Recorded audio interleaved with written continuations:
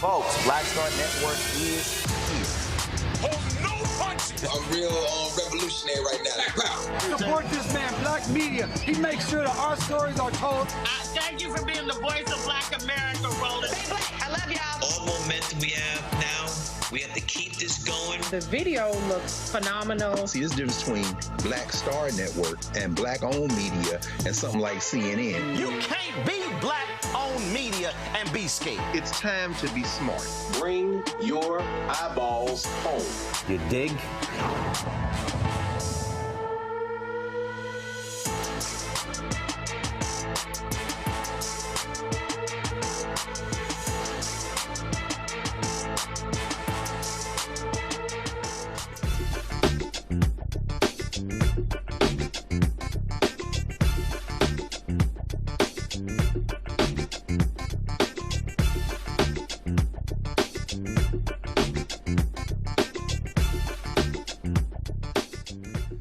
Today's Wednesday, February 25th, 2026, coming up on Roland Martin Unfiltered, streaming live on the Black Star Network. Lots of lies last night from Donald Trump and attacks on black people, on Somalians. He crowed about ending DEI. And of course, we had that scene on the floor where Congressman Al Green held a sign up targeting Donald Trump when it comes to calling black folks apes. Republicans trying to snatch it out of his hand. Congressman Al Green joins us on the show. A lot of lies about criminal justice reform. We will have a fact check about what took place last night. Also on the show, the Idaho City Council has gotten rid of Juneteenth and reinstated Columbus Day. Also, folks, a white Hunter College professor is under fire for some racist comments she made about black students. And we continue our salute to Reverend Jesse Jackson Sr. We'll talk with Barbara Reynolds, who authored 2 books on Reverend Jackson. It is time to bring the funk on Roland Martin Unfiltered on the Black Star Network. Let's go. He's got whatever the miss, he's on it. Whatever it is, he's got the scoop, the fact, the find. And when it breaks, he's right on time and it's rolling. Best believe he's knowing. Putting it down from sports to news to politics. With entertainment just for kicks, he's rolling. It's Uncle Roro, y'all. It's Roland Martin, rolling with Roland now. He's funk, he's fresh, he's real, the best, you know he's Roland Martin now.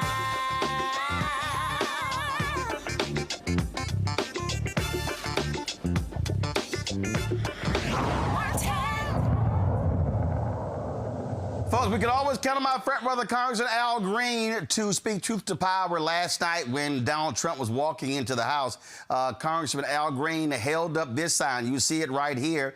You see Steve Scalise trying to snatch it out of his hand. He says, "Black people aren't apes." Several Republicans tried again to snatch it out of his hand. He was a little later escorted out of the House chamber. Congressman Al Green joins us right now. Congressman, glad to have you back on the show. Why did you want to do that? Why did you want to hold this sign up last night during the State of the Union? Not only did I want to hold the sign up, I wanted it to be in the president's personal space. I was there to confront the president. I wanted him to know that what he's doing is harming black people and that we're not going to tolerate it. The president never said that this was wrong. He never said he regretted that it occurred. He, in fact, in essence, condoned it. And I don't, and those who allow this thing to continue, those who tolerate it, perpetuate it. I will not perpetuate the notion that black people are inferior and somehow related to the ape family. You had several Republicans who actually tried to walk up to you and snatch it out of your hand. That was an exchange between you and this Oklahoma Congressman Mullen. What did you say to him when he tried a couple of times to snatch it out of your hand? Well, the exchange was rather quickly done, and I told him that this was my property in essence, and that I was going to retain it. There were others who were saying to me that I should not be as concerned about this as I am.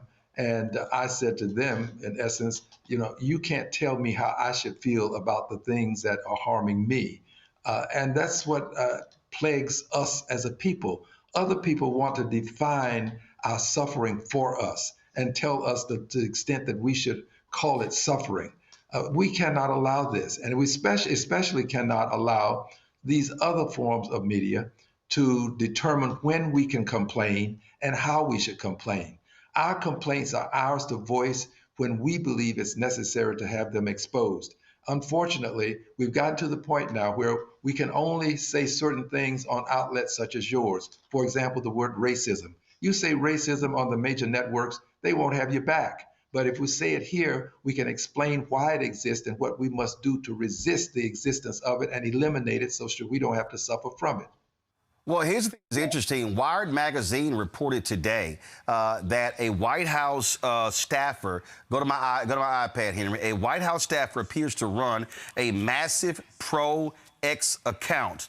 A popular right-wing account that called a video depicting Barack and Michelle Obama as apes a masterpiece appears to be run by a White House staffer, according to records reviewed by Wired. I mean, that's a perfect example right there, Congressman Green, of here you are protesting this. And you're right, Donald Trump, what did he do?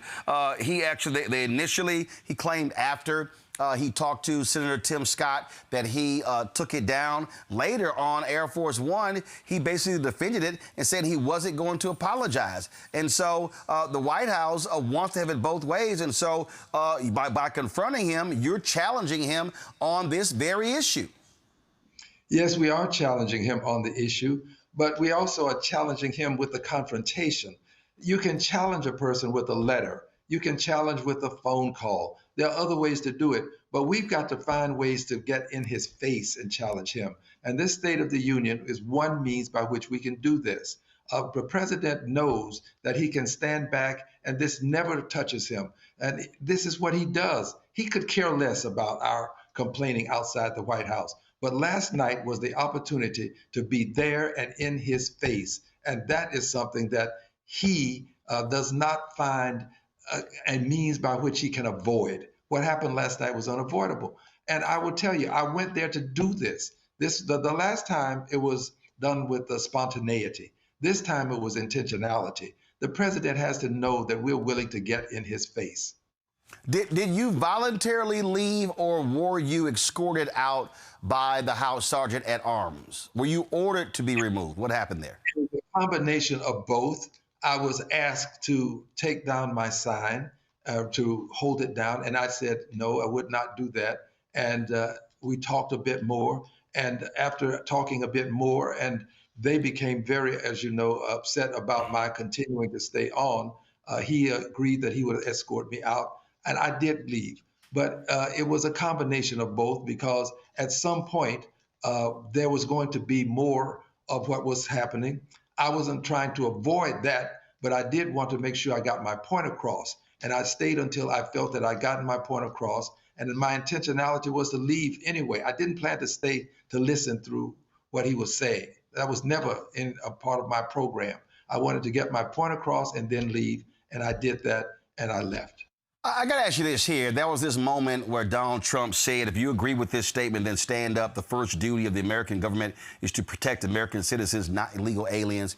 The right wing is really playing this up by saying, well, the Republicans stood up and the Democrats, they refused to stand up. What do you say about that? And Glenn Beck is like, oh, my God, that was the easiest applause line. And, here you had the family of a young girl who was killed by an undocumented worker. And they were like, how dare you dishonor by not standing up? What do you make of that whole part of the speech? Well, the first duty is to support the Constitution.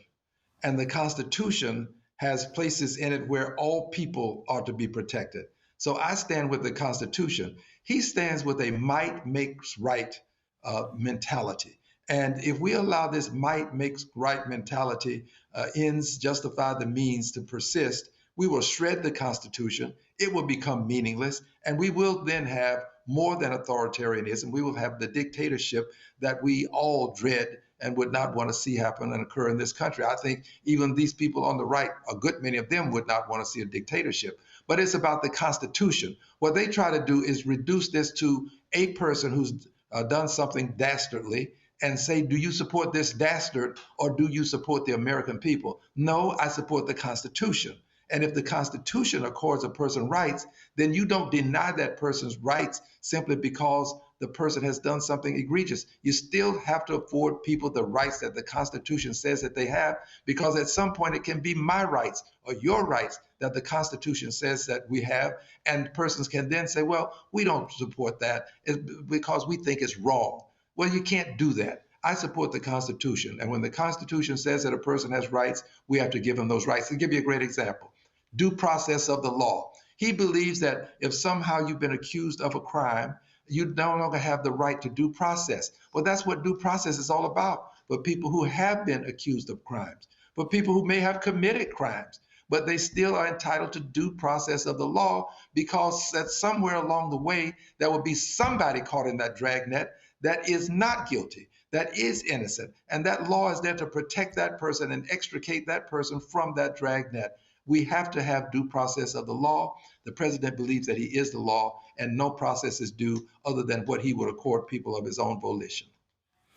Congressman Al Green, we certainly appreciate you joining us on the show. Thank you so very much. Thank you, dear brother. Thank you. Folks, going to go to commercial break. We come back. Lots more to talk about from last night's speech. We'll also chat with our panel as well as we break down the state of our union and the massive amount of lies that we heard last night from Donald Trump at the State of the Union. You're watching Roland Martin Unfiltered right here on the Black Star Network. With medicine and science under attack, I want to keep you and your family informed and healthy. I'm Dr. Ebony Hilton, and I knew at the age of 8 that I wanted to be a doctor. So I studied hard and became the first African-American female anesthesiologist hired at the Medical University of South Carolina since its opening in 1824. And I always say I was made into a doctor, but I was born to be a mom. And as a new mom, wife, sister, daughter, and friend, I understand how frightening a medical crisis can be. I care for individuals on some of the worst days of their lives, and it's my mission to provide you with a safe space to gain clarity on issues affecting your mind, body, and soul. I recognize that there are health disparities, particularly as it pertains to race, and I want to help bridge the gap between you and your healthcare providers. Join me every Thursday for Second Opinion on the Black Star Network, where each week I'll invite experts from various medical fields to share the latest health news. We'll discuss topics such as the vaccine debate, mental and sexual health, medical bias, infertility, menopause, andropause, nutrition, and aging. Together with my medical colleagues, we aim to provide you with a second opinion. Don't miss it, Thursdays only on the Black Star Network.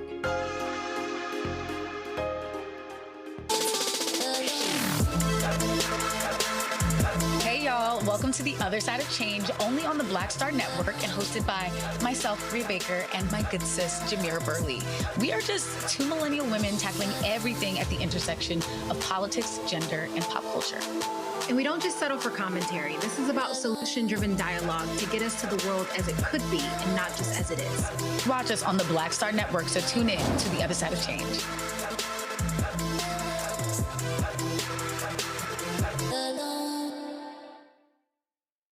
Hey everybody, I'm T.D. Jakes, and I want to encourage you to watch Roland Martin Unfiltered.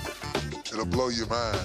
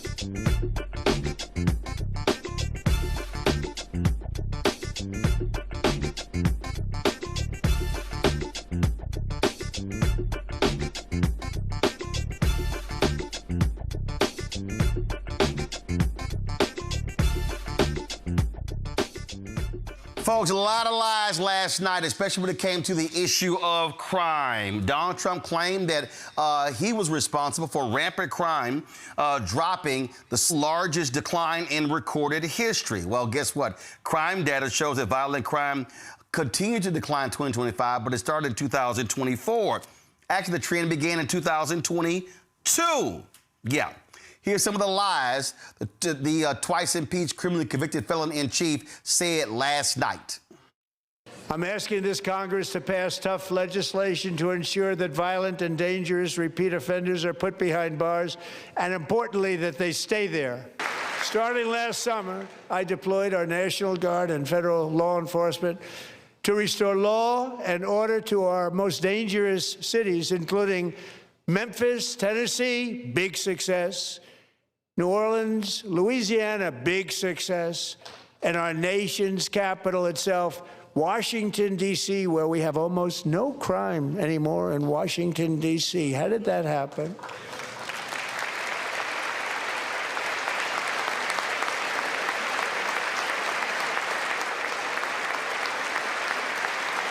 In fact, crime in Washington is now at the lowest level ever recorded, and murders in D.C. this January were down close to 100% from a year ago. My goodness, lies, lies, lies, lies, lies. Deanna Hoskins, the president and CEO of Just Leadership USA, a national organization focusing on criminal justice policy at the federal level, joins us right now. Glad to have you here. Deanna, again, that was a whole bunch of lies. I mean, for Donald Trump to stand there and say it was all him, how in the hell did it all, how the hell is all up to you when the data shows violent crime was high when he was there, and then in 2022, then 23, then 24, going down, down, down, down. We've seen it in Baltimore, we've seen it in Chicago, and so it wasn't what the hell he did in the last year. At all, Roland. Thank you for that. Thanks for having me on. But you're exactly right. It was the restoration of some of that funding to fund programs that were community-led by people with lived experience, violence reduction programs, prevention, intervention, economic mobility, and workforce. Those things were actually put in place once he left office, so we saw the crime. Those are contributors to crime. And again, he's trying to create the environment by pulling all of those resources and those fundings to actually create a rhetoric around the need for law and order. It's just a control mechanism. Yeah, and see, the problem that I have with all of this here, if you listen to Mayor Brandon Scott in Baltimore, you listen to Mayor Brandon Johnson in Chicago, they talk about how they were able to do that, and it wasn't all about cops on the street. And that's the problem. You cannot deal with crime just by saying, oh, we're going to send in more cops and National Guard. That ain't it. That's not how you reduce crime. It is not. And I think if you really listen to what he said, he kept tying public safety to locking more people up, deploying federal forces, and expanding law enforcement. We've already expanded incarceration through the 94 crime bill, which we actually started investing because it was causing more harms. Prisons and locking people up doesn't keep us safe. We have the data and the information to show that programming, investing in communities, supporting people to have economic mobility, workforce pipelines, healthcare, housing, actually are the things that actually move people away from a survival mode of crime. We're not saying people shouldn't be held accountable, but you're creating the environment that actually leads to those projects, those processes around criminality that you're actually trying to actually enforce. And all you saw last night, that was all about I'm the tough guy, I'm the big bad tough guy, as opposed to what we call the soft aspects of reducing crime. Exactly. And also, Roland, if you be honest and you look at it, if you're creating the conditions, if you're actually changing housing laws that's restricting people to housing, if you're actually keeping the SNAP, TANF food benefits for felony conviction to keep food insecurity, you're pulling educational opportunities, you're pulling workforce opportunities, you're actually trying to create the environment to increase the crime, to justify the law enforcement going in. But let's also be honest. Expanding incarceration is profitable for those individuals who invest in private prisons and profiteering from incarceration. Absolutely. I want to bring in my panel right here to discuss this. Rebecca joins us. Rebecca Carruthers, President, CEO of Fair Election Center, joining us out of Washington, D.C. Joy Cheney of Joy Strategies, also from D.C. Brian Shapiro, talk show host, KSHP out of Las Vegas. Glad to have Brian as well. Glad to have all three of y'all here. Rebecca, the point here is, again, this is the games being played. And so Republicans and Donald Trump, what they want to do is, oh, I'm the big, bad, tough guy. And he wants to suck up all of the credit when the reality is he can't claim the credit. He's always trashing Baltimore and Chicago. So how are you going to trash Baltimore, Chicago, and other cities claiming credit for the hard work that they did to actually lower crime? But Roland, something to point out is some of his statistics, not only is it not incorrect, but then when the statistics have improved and trended in the right direction, like you said, it's not because of him or his policies. We saw this a few weeks ago when people saw San Francisco during the Super Bowl. It wasn't the hellhole that he had described all last year about San Francisco and Los Angeles and other places in California. So I think, you know, much like we discussed on the show last night, much of his speech is going to fall flat because it is flat. It's simply not true. And at this point, I think he's going to start to exhaust the American people because we're kind of tired of the bombastic rhetoric. Joy? I mean, he already has exhausted the American people. Look at his ratings, right? Both for last night, but also his ratings in terms of the popularity of his administration. You know, this is at the beginning of an administration. He's only 1 year in. It usually gets worse, and he's awfully low, around 30%. So that is of popularity, and that everyone else he's very unpopular. People generally take what he says to be a lie and to have engaged in hyperbole. Now, what we have to be careful about is not becoming desensitized to that, not normalizing it. He lies so often. There were fact checks all last night, untrue, you know, half true, not exactly, out of context, over and over, lies, lies, lies. In other words, is what they were saying. But we don't want to make sure that we are not becoming desensitized to it. And that's what the congressman, I think, was saying that was so important. We can't just send a letter. We can't just put out a fact check because people know he's a liar. We have to take it to him and show how inadequate he is in person, in real time. But absolutely, he's going to do everything that he can to take credit for the wins the Democrats had already begun working on.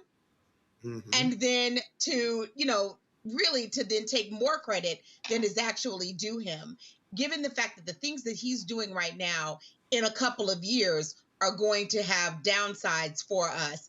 And we're going to see numbers slide in the wrong direction because any benefits we are seeing now are due to the work of other people. There has been very little that Donald Trump has done that has yielded positive benefits for the American people. Yep. You can just look at the polling to find that out. Brian? Yeah, hi, Roland. Thanks for having me. Good to see you. Donald Trump lied about everything. He lied about the economy. He lied about tariffs. He lied about inflation. And what's worse than anything else here is that he uses victims of crime as an opportunity to go after brown people. He did it time and time again yesterday as if somehow that's sort of an excuse. And speaking about crime, there were 1,300 crimes that were reported in D.C. just last month. So again, when he says crime is down 100% in D.C., obviously that's also a blatant lie. And when I hear from MAGA Republicans, they're so upset that Democrats didn't stand up and they didn't start clapping during certain moments in the speech. Well, first of all, they have a right not to stand up. And second of all, Green has a right to do what he did. And people have a right to be upset and angry. These phony Republicans getting in that room and standing up and clapping for literally every single word Donald Trump said. And the fact checking here, it's not an opinion. Literally, almost every other word out of his mouth is a lie. The entire speech yesterday was about attacking minorities, attacking migrants. And really, I think a poignant moment yesterday was when he bragged to the American people about taking people off of food assistance, 2.1 million people. And he bragged about that as if that's some sort of a good thing. And then every Republican stood up and started clapping. That is a perfect example, Roland, of the difference between Democrats and Republicans today. Republicans think it's a great thing when people are struggling, living paycheck to paycheck, to take government assistance away from them. Democrats disagree, and I just thought it was a disgusting display yesterday from start to finish. Also, did farmers come up at all? I don't quite think so.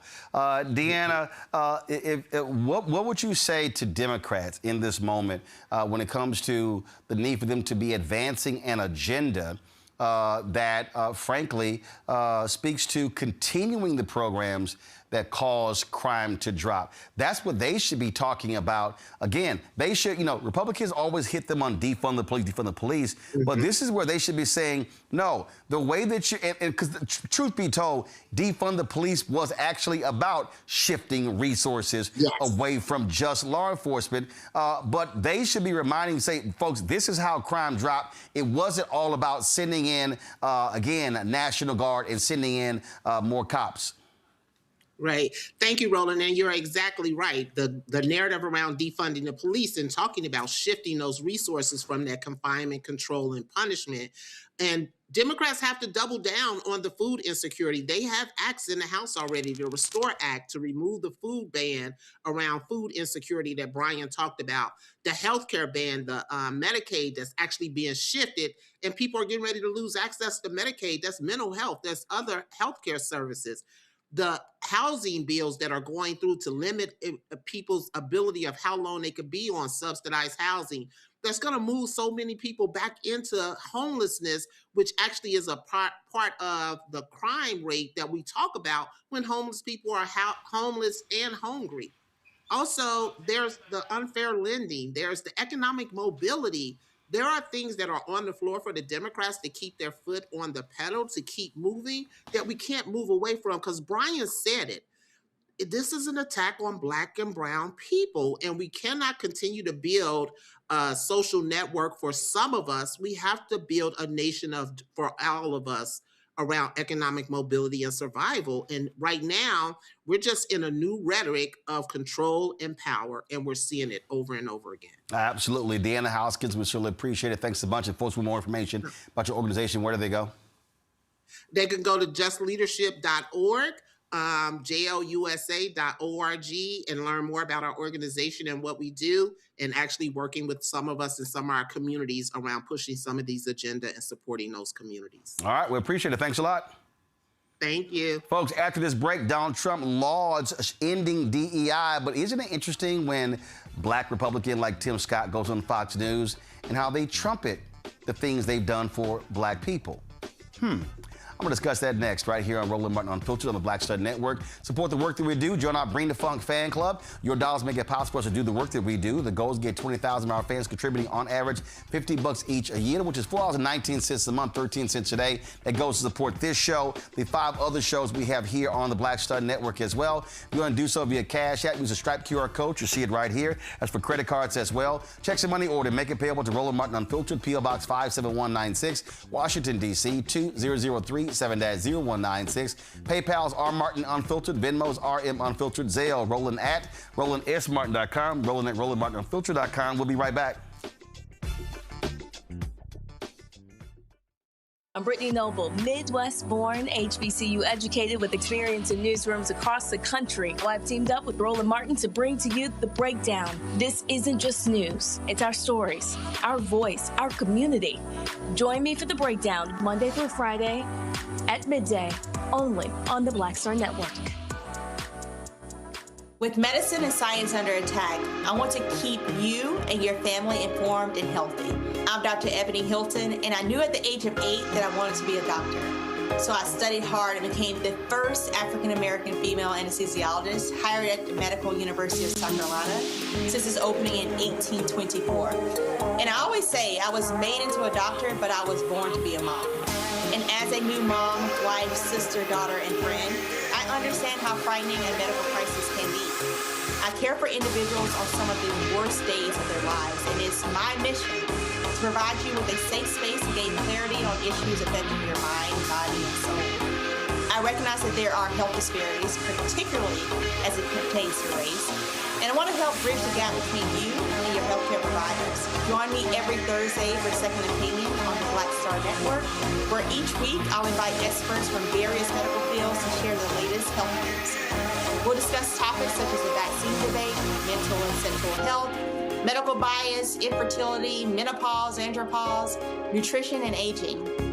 Together with my medical colleagues, we aim to provide you with a second opinion. Don't miss it, Thursdays only on the Black Star Network.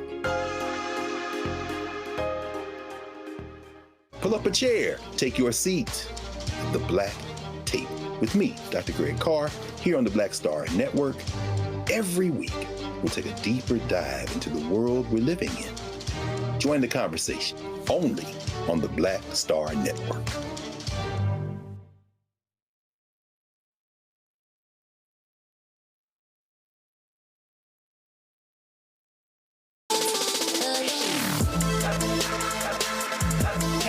Welcome to The Other Side of Change, only on the Black Star Network and hosted by myself, Rhea Baker, and my good sis, Jamira Burley.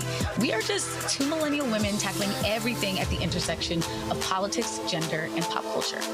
And we don't just settle for commentary. This is about solution-driven dialogue to get us to the world as it could be and not just as it is. Watch us on the Black Star Network, so tune in to The Other Side of Change.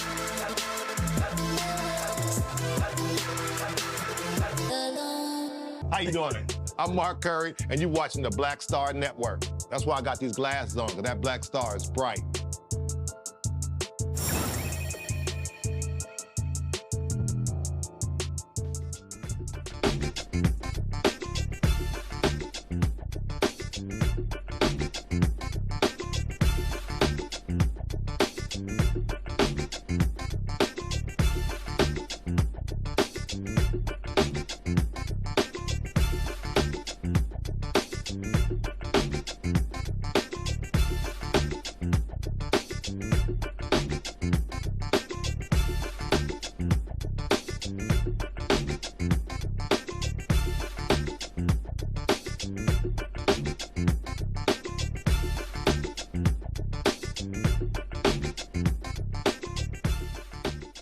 All right, folks, in that shameful speech last night, you know Donald Trump just gloated when it came to the issue of DEI. Watch this.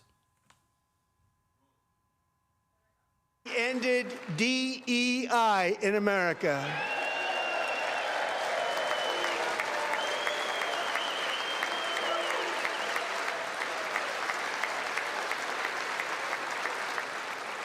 We cut a record number of job-killing regulations, and in 1 year, we have lifted 2.4 million Americans, a record, off of food stamps. All right, so he's praising ending DEI. What does it say when you got nearly all white people standing up on the Republican side touting that? What I also find to be interesting is when these white women stand up, when they have been the greatest beneficiary of diversity, equity, inclusion programs and affirmative action. So that, to me, is also laughable. But see, isn't it interesting that they'll tout that, yet when they send out the help, like Senator Tim Scott, to go on Fox News, it's amazing how they tout all of these great and wonderful things they've done for black people. We have a president who stands strong and tall for the black community in opportunity zones, the highest funding for HBCUs in the history of the country, the lowest unemployment rate ever, first time under 6%, fighting for rare blood diseases like sickle cell anemia. Lies, lies, lies, lies, lies. Tim Scott lying. Y'all, when they announced the opportunity zones, which also are not new, my God, Jack Kemp, when he was Secretary of HUD, talked about these things as well. Here's what's crazy, okay? I had a Baltimore pastor on the show who was at the White House when they announced opportunity zones. 6 months later, I had the same pastor on. He complained about how low-income people were not benefiting. Black people were not benefiting. I then reached out to the White House. This is the first time that Trump was in the Oval Office. I reached out to the White House and said, do y'all actually have a report, if you will, that can show me the impact of these opportunity zones? I'm still waiting for that report. I have asked repeatedly, can somebody show me actual data that speaks to opportunity zones and the actual impact they've had. Nobody seems to be able to show any of that data. So when Tim Scott talks about that, and then Trump, again, it's amazing how they love talking about what they do for black people, but he'll bring up opportunity zones, but they can't supply any data to back it up. Then Tim Scott lies by saying the most funding for HBCUs in history. That's a lie. It's not a small lie, it's a big ass lie. It's a flat out undeniable lie. $17 billion went to HBCUs under Biden-Harris. Trump can't get close to that. And y'all notice whenever they tout this, they never actually give a number. And then he goes, the lowest black unemployment rate. That's another lie. The black unemployment rate went under Biden-Harris, hit 4.2%, lower than what Trump did. So it's lie after lie after lie. But this is what they do. So they love touting, oh, how we ended DEI. And see, all that is to make white people comfortable. Again, and we really talk about these folks in terms of what they hate. Okay, they've crafted this entire facade that, oh my God, white people are so hurt in America. They're losing so many opportunities. They're losing so many contracts. Do y'all realize that the federal government spends $700 billion a year on contracts? Do you know how much the DBE portion of that is? $37 billion. $37 billion. The total is $700 billion. So I guess what Trump is saying is it's unfair. We're not also getting the $37 billion. Let's come back to my panel here. Brian, I'm going to start with you. To sit here and watch these folks applaud. I recall when Mike McCarthy complained about how white and how the Republican side at the State of the Union lacked diversity. I remember when that happened. I'm just going to be honest with you. I think when MAGA Republicans use the term DEI hire, in my personal opinion, that's code word for calling people the N-word. Oh, ain't just you, Brian. Ain't just you. We believe the same thing. Yeah, and let's be very clear. You want to know who the real DEI hires are? The buffoons that work for Donald Trump. Kristi Noem, what the hell are her qualifications for being in that position? I can go down the list. Robert F. Kennedy Jr. is another example. I can go down the list of people in the Pat Patel, of people in the Trump administration that are not qualified to be in those positions that they're in, and it's showing with what they're doing or what the lack of what they are doing. But yet they always want to use the term DEI hire to go after someone who is brown, who is in some cases overqualified. And listen, I still hear people talk about Kamala Harris, people on the right calling her Joe Biden's DEI hire. Here's a woman who was duly elected as an attorney general, as a senator, and then she's chosen as the vice president, not just because the color of her skin, but because of her qualifications and what she's done in her life. I mean, you have the wives of people who ran the WWE that are in those types of positions in the White House, and it shows with what they are doing right now and the damage they're doing to this country. I'm just so sick and tired of these people on the far right, or even the right in general, using these terms like DEI hire. These are the same people for years that said Barack Obama wasn't born in this country. Let's call it for what it is. These are bigots. It's not make America great again. Roland, it's make America white again. That's every time I hear make America great again and I hear idiots use that term, that's what I'm thinking in my mind. And it shows with their policies and what they're doing. Yeah, you're absolutely right. You have folks like Tim Burchett and other Republicans, Joy, who will sit here and they say, oh, Vice President Kamala Harris, DEI hire. Oh, Judge Ketanji Brown Jackson, DEI hire. It is very interesting. You're absolutely right, Brian, that what they want to use is the N-word. And so they will use that against everyone, which is beyond laughable. They try it. Oh, when these fools try it with me on social media. And again, I keep telling black people, I'm not explaining my credentials to anybody. They can all go kiss my ass. But Joy, this is the game they play, and then they want to say, oh no, we're not that way. We're accepting and loving of everybody. And then again, you got a folk like Tim Scott. Now, mind you, his comments were in response to what Gavin Newsom said, which had nothing to do with black people. But it's the same Tim Scott who said that the ape video, that was the most racist thing I've seen come out of this White House. Well, guess what, Tim? That's your people. Joy? Yeah, it's definitely there are people. And what I thought was interesting about that comment was the most, right? That presupposes there were other racist things coming out of this White House, which he knows, right? Unfortunately, Senator Scott is in the sunken place, and we all know what that means. And I don't know why he's chosen to do it this way. He is actually a good person if you know him to a person and individually. He hires a lot of black staff. Who is? Sometimes more than Democrats. Who But is? the facts of the matter, let me finish. No, I'm The asking. fact No, of the no, matter hold on, is wait, hold his up. policy- Hold up, Joy. I'm asking. You say he's a good person. Who? Tim Scott. Here's my is whole an deal. Actually good. Yeah, but here's the deal. person. Here's the deal. You show us who you are by your actions. And so, Absolutely. And so, when you are a Republican, when you are a black Republican, and you are an apologist for the bigotry that comes out of this White House, I'm not going to call you a good person. That's your choice. Exactly. I know him, so I'm calling him a good person. Well, guess what? But what I am saying is, he apologizes what I am for a saying lot is of I agree with racism you. coming out of this White House. He apologizes for a there whole is. lot. There is, and it is unforgivable what he has decided to co-sign on. There is absolutely no denying that as well. Two things can be true. What I would say is that we need him and others to use their voice more often, but we know that he doesn't actually have any power.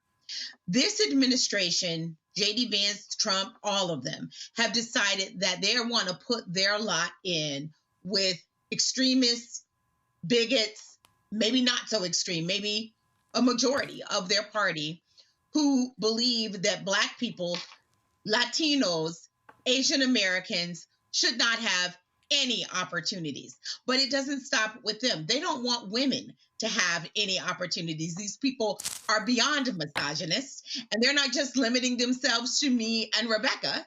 They're also talking about white women, right? They're specifically interested in limiting the rights of white women. And their attack on DEI is really about them. Their attack on reproductive health is also really about them. It ensnares us, but it's also about them and what's going on in their household. And this administration has chosen to throw itself in with the likes of them because there are people who believe that unless they get all of the opportunity, that it's not enough. And that's what my concern is, because it's happening to us individually. I have friends who are at law firms who are now having to face white men who feel like if they don't get all the opportunities on all of the cases, that it's because someone on the case is a person of color or is a woman. It could just be that they're not good at their job, but no one wants to say that. So the white partner then says, oh, well, this person wanted a woman, or, oh, well, this person wanted a person of color. And this administration is fueling those lies, fueling that anger. People who are incapable of competing, they are giving them an excuse. So we also saw the racism on display last night, and we could see it where they continue to attack Black immigrants. This was the exchange between the racist Donald Trump and Congresswoman Ilhan Omar. You should be ashamed of yourself not standing up. You should be ashamed of yourself. That is why I'm also asking you to end deadly sanctuary cities that protect the criminals and enact serious penalties for public officials who block the removal of criminal aliens. In many cases, drug lords, murderers all over our country, they're blocking the removal of these people out of our country, and you should be ashamed of yourself. Listen, Rebecca, people say, oh, my goodness, that's not how Democrats should respond. I'm sorry, where I come from, when you hear bullshit, you call it out. Roland, something else I wanted to say, just continue on with the conversation with the other panelists. The first time I was called the N-word by a white person that I remember, I was about 4 years old. And quite frankly, it's not that I respect just being called the N-word, but don't hide it behind political correctness. Don't call it anti-DEI. Don't say it out loud and then blame it on Tourette's syndrome, or the same network then not show Free Palestine, but then they show the N-word being sporadically said in a live broadcast, in a taped broadcast that was later aired, and it could have been edited out. Let's just be real here. This is America. This has always been America. So I would say for those who don't like Black folks, just say it out loud, because you have an administration that supports that worldview. But let's quit playing around with this thing. This is what this thing is, and it's beyond Democrat versus Republican. It's about white supremacy. So as we're battling for the soul of America, let's just have the battle. Let's just duke it out metaphorically. But let's figure this thing out, because that's ultimately what this fight is about. It's a foundational fight that's been happening since the inception of this country. So let's deal with it finally. Well, I'm telling you right now, we got to call this thing a thing, and we're going to do it every single day, such as these folks in Idaho. So, you know, Juneteenth is a federal holiday. Well, in the city council in Post Falls, Idaho, they said, oh, no. We're going to say to hell with Juneteenth, and we're going to bring back Columbus Day, you know, the day that we celebrate a dude finding a country or founding a country that already existed. It was a 4-2 vote to do so, to restore Columbus Day to the calendar. Post Falls racist Mayor Randy Westland says Columbus Day is a better holiday to celebrate American heritage, while 2 councilmen on the board disagreed. Next item up is an amendment to personnel policy holiday schedule. This is a change that I requested. Effectively, this is removing Juneteenth from the list of city holidays and restoring Columbus Day, which I believe is a more appropriate holiday honoring our American heritage. I move to approve the amendment to the personnel policy and holiday schedule. Second. A motion in multiple seconds. Further discussion? I do have one comment on it. Oh, sorry. Juneteenth celebrates the actual end of slavery in the United States. And the abolition of slavery, I believe, is one of the crowning achievements of Western civilization and is certainly worthy of celebration. On the flip side, North America, as we know it, in the United States entirely would not exist if it were not for the expeditions of Christopher Columbus and other European explorers, which are also worth celebrating. So I don't know if you would consider doing an every other year type of thing, but I think both are very relevant to our history and worth celebrating. I don't want to change the holiday schedule up. I think that's a lot of complexity. My own view is that Juneteenth is something that nobody had heard of until 5 years ago and was pushed for political purposes. And so I'm not in favor of having that in. Cool. I would agree with Councilor Malloy. I think just because we didn't know about it doesn't mean it's not relevant. I do think that I would completely echo Councilor Malloy's sentiments that the elimination of slavery, which was common worldwide up until the rise of Western civilization, and unfortunately is still very common today, is something that we should definitely celebrate and hang our hat on, and not something that just because we didn't know about or was more or was made less relevant doesn't make it relevant to today. So I would definitely advocate for some type of arrangement. I don't think these two need to be mutually exclusive. You got to be pretty much a dumbass, Randy Westland, and say, well, we didn't know about this till about 5 years ago when, it had been celebrated in a lot of places. But again, we're talking about Idaho, which is the home of a lot of white supremacists, a lot of militias. So I can understand why he wouldn't quite understand Juneteenth. But it goes to show you their sheer ignorance. That's what it all says. Rebecca, you first. So Juneteenth, I mean, it's a little bit more complex than that. It wasn't the ending of slavery, because slavery still continued definitely through that season. And it was more like for the border. But fine, I'll let them have it at that level. What's interesting is listening for the last couple of weeks, a lot of this Eurocentric revisionist history of America. And even think about what Marco Rubio said last week in Munich. And he was talking about how the Great Plains was just so vast and empty and all the European settlers just showed up there to fill it up. I mean, this is more revisionist history, because even, stipulating that Juneteenth, let's say it did actually end slavery on that day. Slavery in North America was human trafficking. It wasn't just about the labor, but there was sex trafficking, there was human trafficking, there was all sorts of atrocities that were happening. So it's interesting listening to them talk about the end as they see it of slavery, aka human trafficking, and they're not acknowledging the human trafficking crisis that we're having with the ICE roundup. So it's very complex. It's very interesting. I would encourage them to delve deeper into the actual history of this country. Nah, you know damn well they ain't the brightest bulb in a dark room. Brian, go ahead. Let's be very clear here. These are the same people who want to abolish Martin Luther King Day. These are the same people that want to ban books and don't want children to be taught what slavery was and how bad it was. They just want to erase history. These are also the same people who were totally fine with and celebrated Donald Trump getting rid of a Martin Luther King Jr.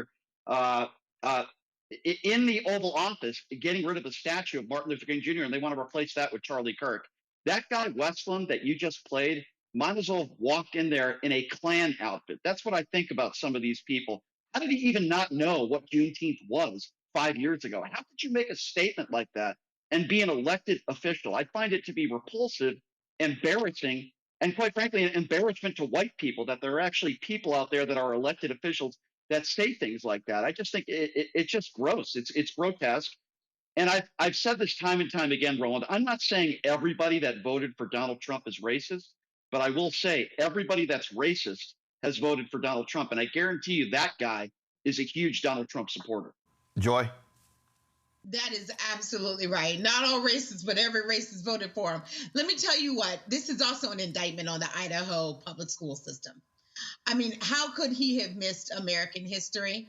And what bothers me is this retelling of world history, right? Well, slavery existed before. The transatlantic slave trade was unique in its perniciousness. And also, it's what is still having vestiges here in the United States. So it really doesn't matter what happened in other places around the world.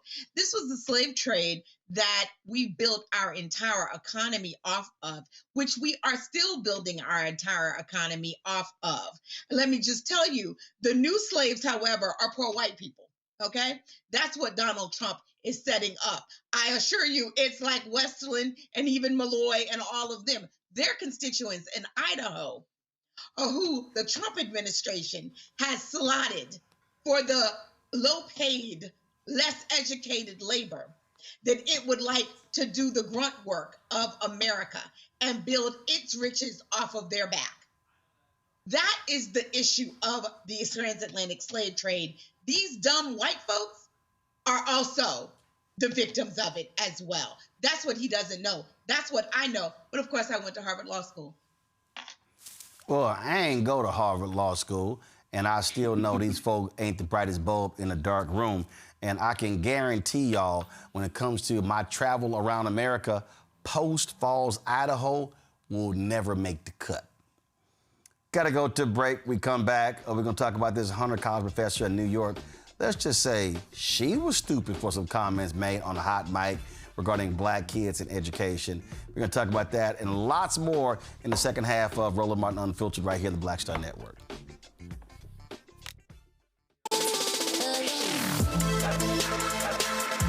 Hey y'all, welcome to The Other Side of Change, only on the Black Star Network and hosted by myself, Rhea Baker, and my good sis, Jamira Burley. We are just two millennial women tackling everything at the intersection of politics, gender, and pop culture. And we don't just settle for commentary. This is about solution-driven dialogue to get us to the world as it could be and not just as it is. Watch us on the Black Star Network, so tune in to The Other Side of Change.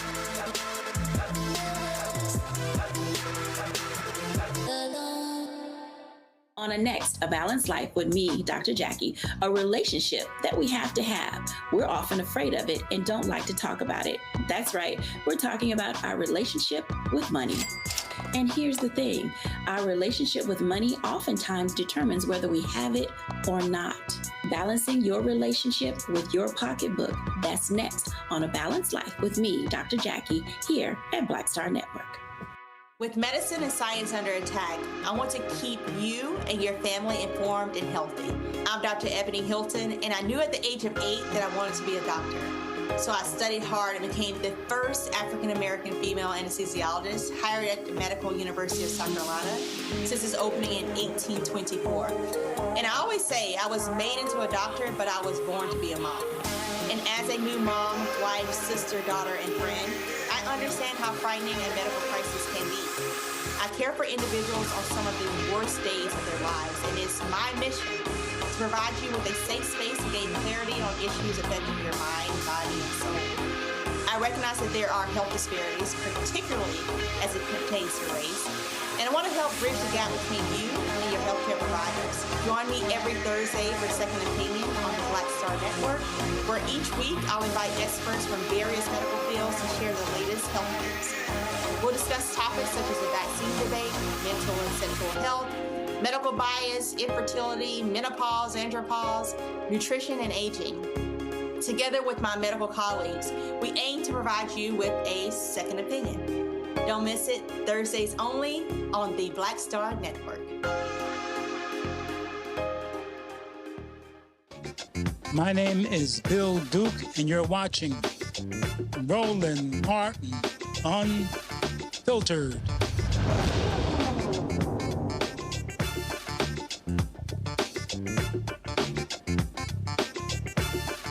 Not everybody who's a professor can be called smart. This includes a social biology professor, Allison Friedman of Hunter College in New York. So there was a meeting on February 10th, the Community Education Council in New York's District 3. They were talking about education. She said this about 8th grade black students they were speaking about the potential shutdown of the school, and well, she decided to just pop off and say this. Mr. Goldman and 2 other students on Fridays. He delivers lessons and helps us fit those skills into our lessons. Black schools that like they're they're too dumb to know they're in a bad school. Independent in our class. I mean, fuck. But apparently Martin Luther King said it. Like, if you train a black person well enough, they'll know to use the back. You don't have to tell them anymore. They just Allison Friedman, what you're saying is absolutely hearable here. You've got to stop.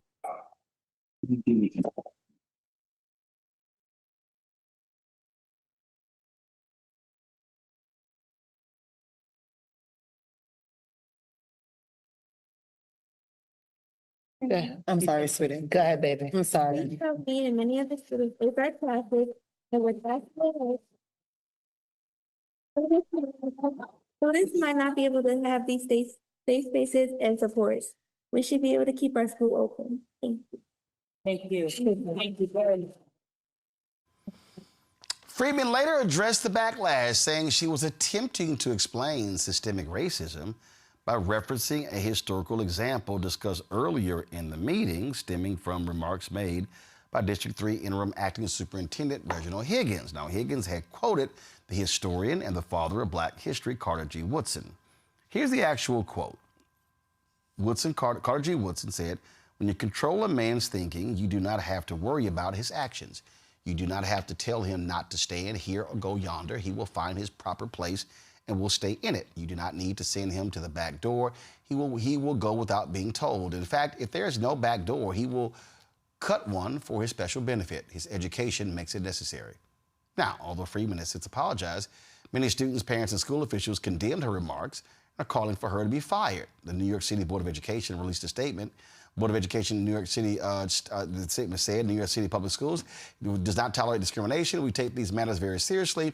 And the superintendent, as well as our Office of Family and Community Empowerment, are providing support to the district in response to this incident. Citywide and community education councils are independent bodies, and their meetings are intended to be respectful spaces for students, family, and staff, and we are dedicated to supporting them and upholding that expectation. The school's chancellor, Kamar Samuels, also said this: "The comments made were abhorrent and have no place in our school communities. New York City Public Schools does not tolerate racism or discrimination of any kind, period.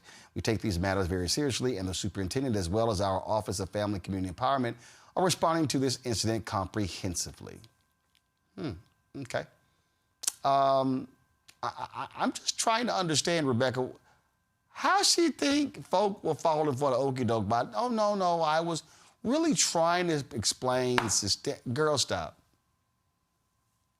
Stop.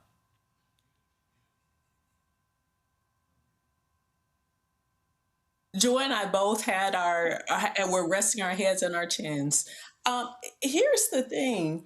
So if she was really trying to explain systemic racism, why was she explaining it while someone else was talking? Like, make that make sense, right? Because watching the clip, it appeared that someone else was talking when she starts saying all racist stuff. And as an educator, isn't it, I'm going to use an educator word, pedagogy. Is that how you say that word? The pedagogy says that if you're going to teach something, you shouldn't do it while someone else is communicating, right? But that's just me. I only went to Nebraska law. I didn't go to Harvard law. So maybe Joy can illuminate us further. I ain't go to no law. This is very basic. If you're explaining systemic racism, you actually set the conversation up to explain it. You just don't start just saying wild, crazy stuff, Joy. Absolutely. And here's the thing. No one on that call seems to back her up, right? To say that this is the context in which she was saying it. She is lying and is trying to save her job. You don't have to go any school to see that. And let me tell you what else. She's not going to be teaching at any school. I predict it for very long. I mean, Prager, you might take her. I don't think she knew that her mic was on. Maybe I'm wrong. I don't think she knew maybe her mic was on. But regardless of that, she should be fired immediately. Immediately. I don't think there's any excuse here. Just pure stupidity. And then what's even worse is it's almost like she's doubling down on that, thinking that we're all stupid and that, oh, well, she was quoting a historian back in the day. No, she wasn't. She's ignorant. It was racist terms that she was using and what she said. Everybody was disgusted by it. You could see people's faces, and they're like, what are you doing? I can't believe she just said that. You saw the faces on these young people there. And the fact that she's trying to make excuses to save her own ass shouldn't work. And yes, I do believe that she should be fired immediately for this. There's no excuse for it. Yeah, I'm like, boo, we're not buying your little nonsense. So please, can you please stop? But, you know, this is what happens when people's true feelings are revealed, and then they just mad that they didn't hit the mute button because clearly somebody else was talking, and then she thought she was talking to somebody else, and she was on mute. No, you weren't. And now we know and what... Roland, I was just going to say, you know, the sad part about it is I bet you there are students and there might even be colleagues who have had bad experiences with her, but they couldn't quite put their finger on it, right? They couldn't quite convince anybody that maybe she was racist or maybe she was, you know, a problem in someplace else. They ought to not only investigate her current comments, but make sure there haven't been any accusations against her, because oftentimes that's what we find, that the person, you know, they get caught, but then when we look back, there were plenty of signs that what they said publicly was always the way they felt. Yeah. Oh, yeah. It's like we're real clear. All right, folks, time for Black Star Network headlines with Brittany Noble. A Chicago police officer accused of violating the rights of Black drivers has been stripped of his badge.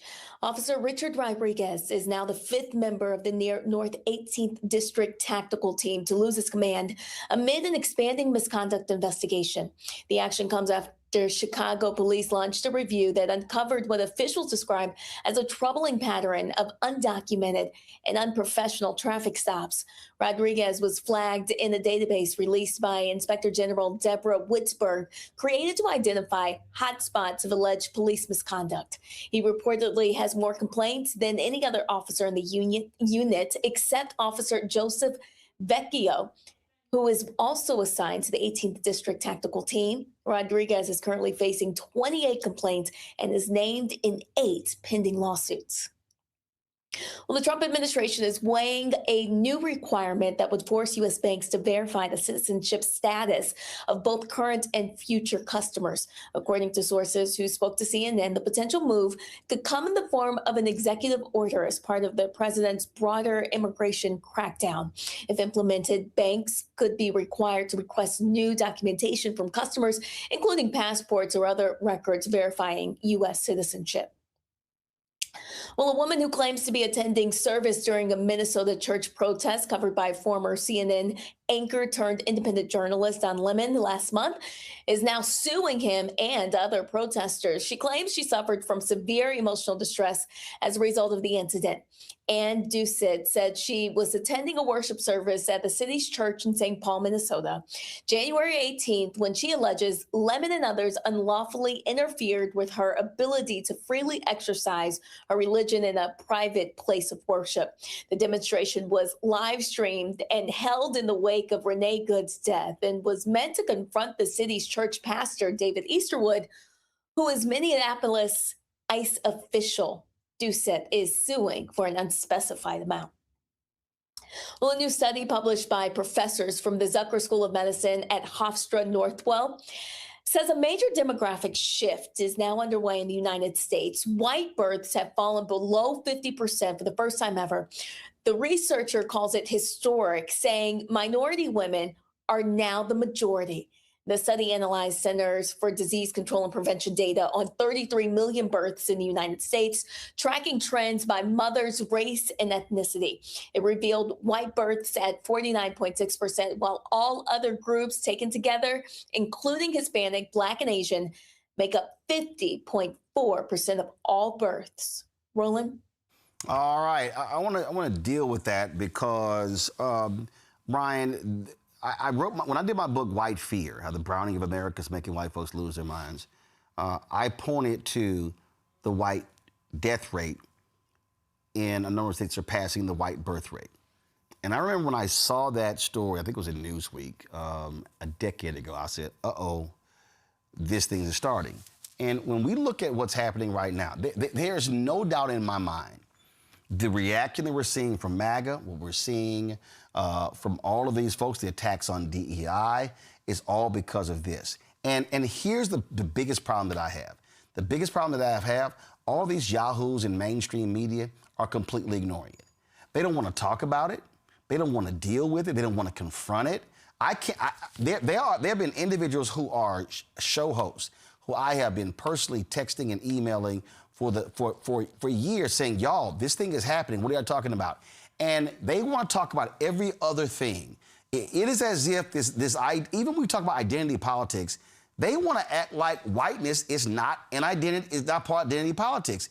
And it is. And I think one of the reasons why we are struggling to really understand what's going on is because mainstream media, and I'm talking ABC, NBC, CBS, Fox News, MSNBC, CNN, they do not want to have a real conversation. When you look at who's responding to what ICE is doing and how they're doing it, when we begin to talk about all these different attacks, the attacks on books, the banning of books, and we're not studying that, and also what's happening when it comes to elections, in terms of how they're trying to come up, oh no, now your driver's license is no longer good enough. Your real ID is no longer good enough. Now you got to have your passport or your original birth certificate. This is driven by this very issue. The Great Replacement Theory is driven by this here.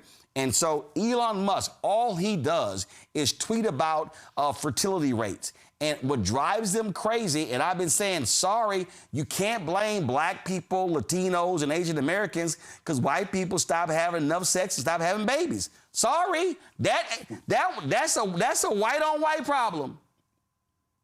Yep. It's funny because when you talk about gun control, all they want to talk about is black on black crime. And you're absolutely right, Roland. When you go to the mainstream media, they don't want to talk about these issues. They would rather salivate over attacking Don Lemon for going into a church and simply taking out his phone and doing what any journalist would do and start recording and asking questions. They don't want to talk about these real issues. They want to talk about these culture wars. And you mentioned Elon Musk. You're absolutely right about that. A perfect example. And here's a guy who, for lack of a better term, spreads his seed all over the country, has all these women sign non-disclosures, and is not a father. So you're absolutely right, and it is extremely frustrating when you look at so many of these national networks all over this country not talking about the real issues that Americans are facing. I couldn't agree with you more.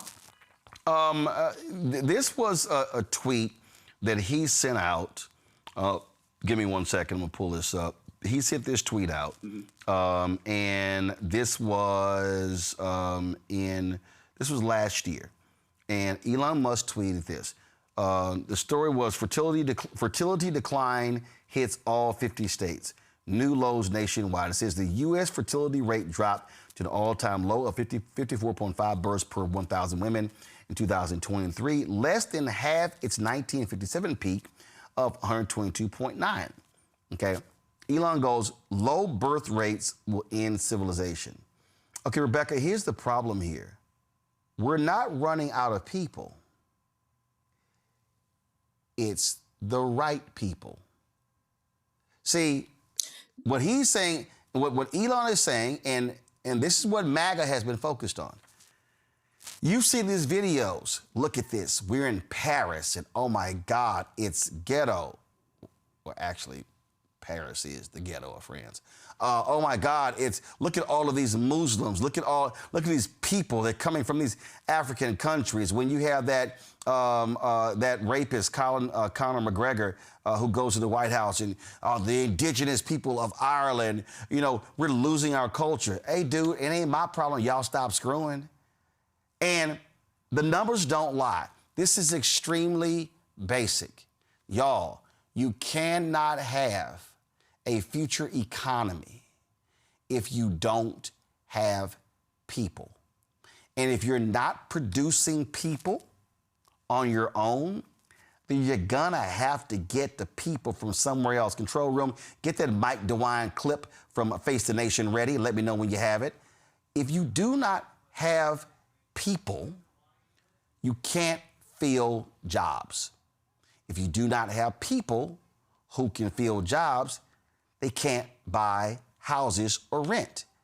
And then if they're not there with jobs and buying rent, they can't buy groceries, which now means your tax base shrinks, which means that, guys, we had it a couple days ago, Ohio Governor Mike DeWine, when he was on Face the Nation talking about Haitians and temporary protected status. We had it. Pull it up. You had it from Monday's show. We didn't use it. Pull it up. So this is the whole thing here.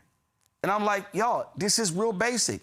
If you show me towns, Rebecca, that have shrunk, it's because the people have left. These are just basic facts. And so when Elon says low birth rates will end civilization, Elon is saying, no, white people.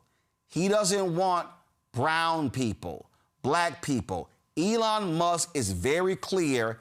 He wants more white people.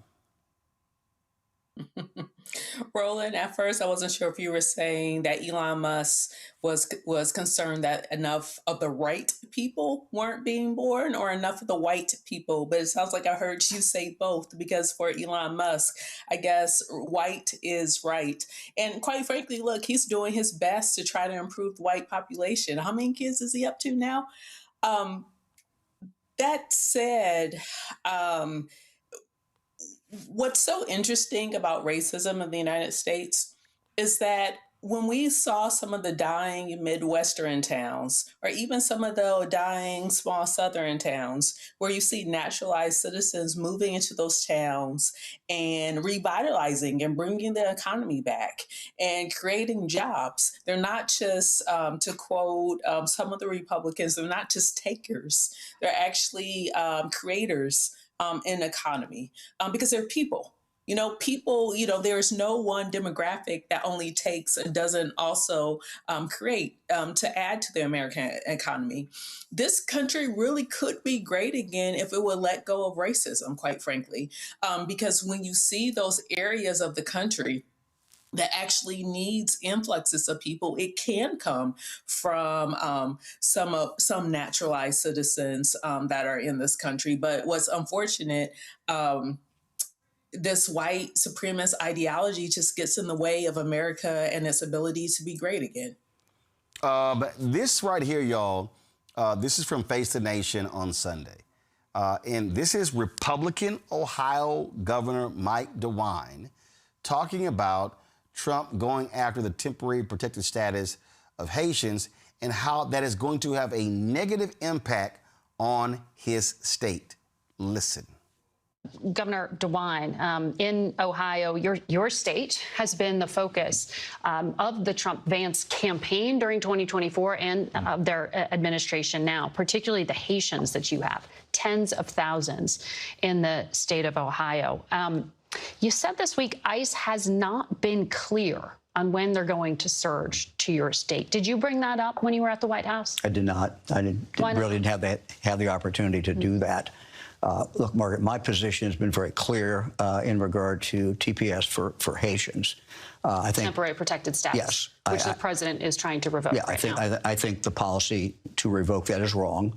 I think there's a consensus in this country, as we all have said. Let's get rid of the violent offenders, get them out of here.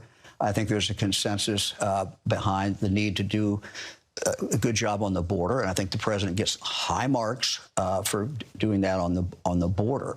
But once you get beyond that, I don't think there's a consensus for taking people who are working, who are supporting their family. And we've kind of seen it in almost in a micro way with the Haitian community that's come into Springfield.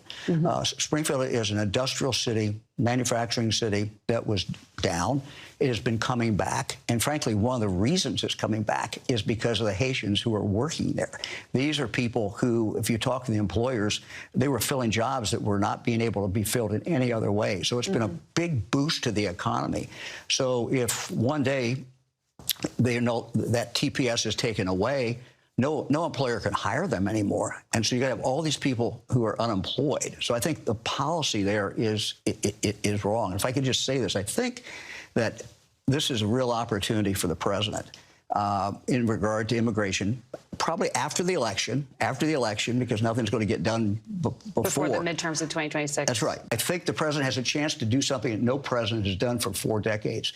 If he would take that opportunity, and I think after the election he'll have a chance. Joy, here's my whole point. Here you have a Republican governor says they filled jobs that could not be filled. We've run clips of one CEO who said, oh my God, these folks are amazing. He's like, they work hard, they get the job done. He said, we could not be doing the business we're doing without them. Okay, so wow, it sounds to me like that's the kind of folk you want in the United States. Oh, the haters, when Donald Trump and J.D. Vance were lying about they were eating cats and dogs, well, we also know what happened. There was a white woman whose pet was missing, who made that crap up, and then later came out and admitted that she lied, she was wrong. Oh, by the way, her pet was returned. And so what they've done is they have completely insulted thousands of Haitians, and then you have these racist white folks in Ohio. We don't want them here. Okay, guess what? Your little rinky-dink ass town is gonna die then. So you know what? Those companies that have those companies there, they're gonna be gone. Your tax base is now gonna be shattered. Springfield was losing population over 3 decades, and with the Haitians coming in, it was bringing their places back. This is no different than the Republican governor of Nebraska calling Trump saying, hey, can you slow down on all of these raids? Because I've lost 6% of my state GDP because we don't have folk to work these farms. And this is what these right-wing maggots refuse to acknowledge. They can't, they're like, oh, deport, deport, deport. Deport everyone. Get rid of everyone. Then it's like, oh, crap. Who's going to build houses? Who's going to work farms? Hey, slow down. Don't do that because now you're affecting my business. Well, y'all got to make up y'all damn mind. The reality is, if white people in America aren't having babies, you're not going to have a country 30 years from now. These are just some basic ass facts. And there's some black people. I've seen y'all, Roland sitting here, he's touting immigration. Y'all, this ain't hard. This ain't hard. Facts are facts. It's math. It's math. The math ain't mathin'. And the fact of the matter is, if you go and talk to anyone who's in one of these towns that are dying, a mayor, a county executive in they are happy to see people from other countries. Look at what happened to Afghan refugees, right? There were cities and states begging, like, please come here, relocate here, rebuild here, bring all your skills here. Anybody. There are people around the world who are saying, hey, if you are an American who wants to get away from America, come here. Everybody wants the best people. Only dying, dumb nations don't want the best people, and that's irrespective of race. Even Donald Trump and Elon Musk said, we're not hiring all you white folks for these jobs. So they want it both ways. But at the end of the day, they are trying to scare white people into saying that someone's taking something from them. Yep. But in reality, their inequity and their ineptitude has taken it from them. White women don't want to have babies with white men. That's the truth, right? That's what the statistics are showing, because some of them are so dysfunctional. They're on computer games and they don't know how to interact with real live girls, real live people. Well, and again, that's what's also happening here. And so what they need to do is focus on figuring out how we can make all of our people such that they are eligible, women and men, who people would want to have babies with. But also, and you don't do that by punishing other people. You do that by improving yourself. But also, I need us. We got to be really honest about what their desire is. This was one of those idiotic conversations on CNN. This is featuring Ken Cuccinelli. Wasn't he Attorney General of Virginia, something like that? He was, and then he worked for the Trump administration.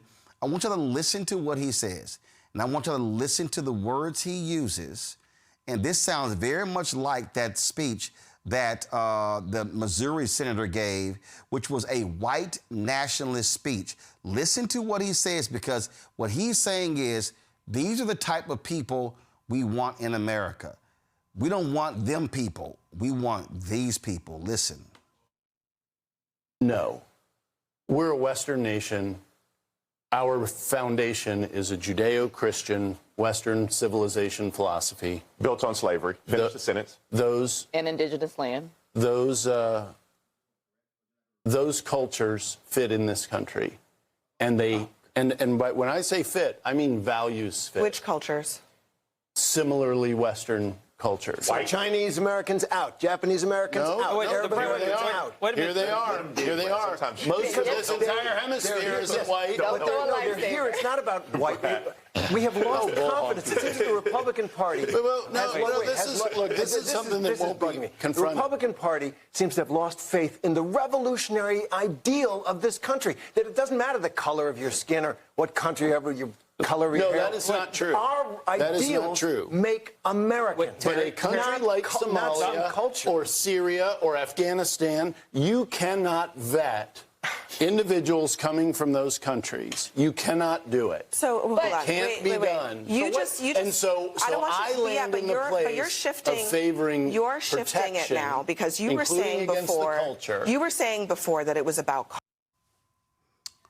Brian, they refuse to just go ahead and say, look, we really want white people. So they use the phrases, oh no, our foundation is a Judeo-Christian Western civilization philosophy. Okay, Ken Cuccinelli, let's do the math. Germany, Germany, are they producing more white people? Nope. England. What an absolute. Nope. Hold on, no. England. Nope. Ireland. Nope.